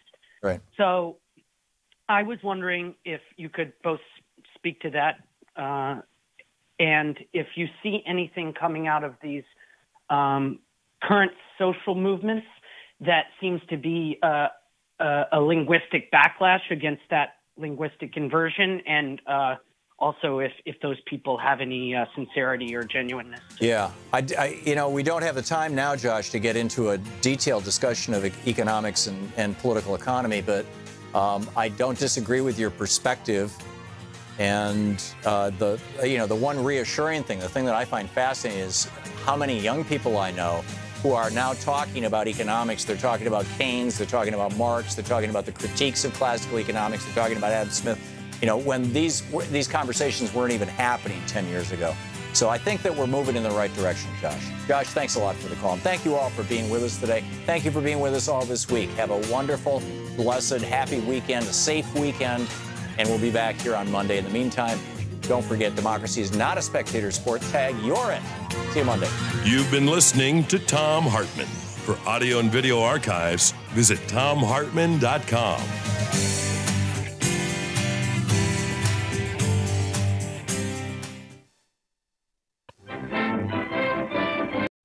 The Thom Hartmann Program is brought to you in part by the Aiden Forecast, an investment newsletter with weekly updates of leading market indicators and a monthly deep dive into what the details of the economy and the markets mean for investors and retirees. On the web at aidenmarkets.com. Wines have some of the highest pesticide levels in our food chain. This hour brought to you by ecowine.com. Pesticide-free wines, organic wines, imported from France by the Organic Wine Company, ecowine.com. The Hartmann Program is brought to you in part by Super Beets.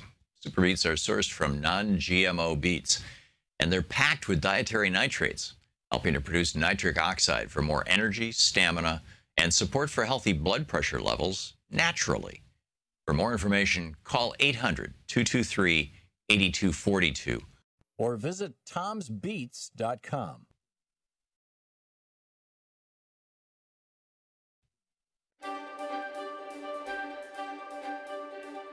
Hey, it's Thom Hartmann. We're reading from A Dark Money, the hidden history of the billionaires behind the rise of the radical right in today's Thom Hartmann University Book Club. This is from chapter 11, page 271. The official opening of the 112th Congress took place on January 5th, 2011, when Nancy Pelosi, the Speaker of the House, handed off an oversized ceremonial gavel to her successor, John Boehner.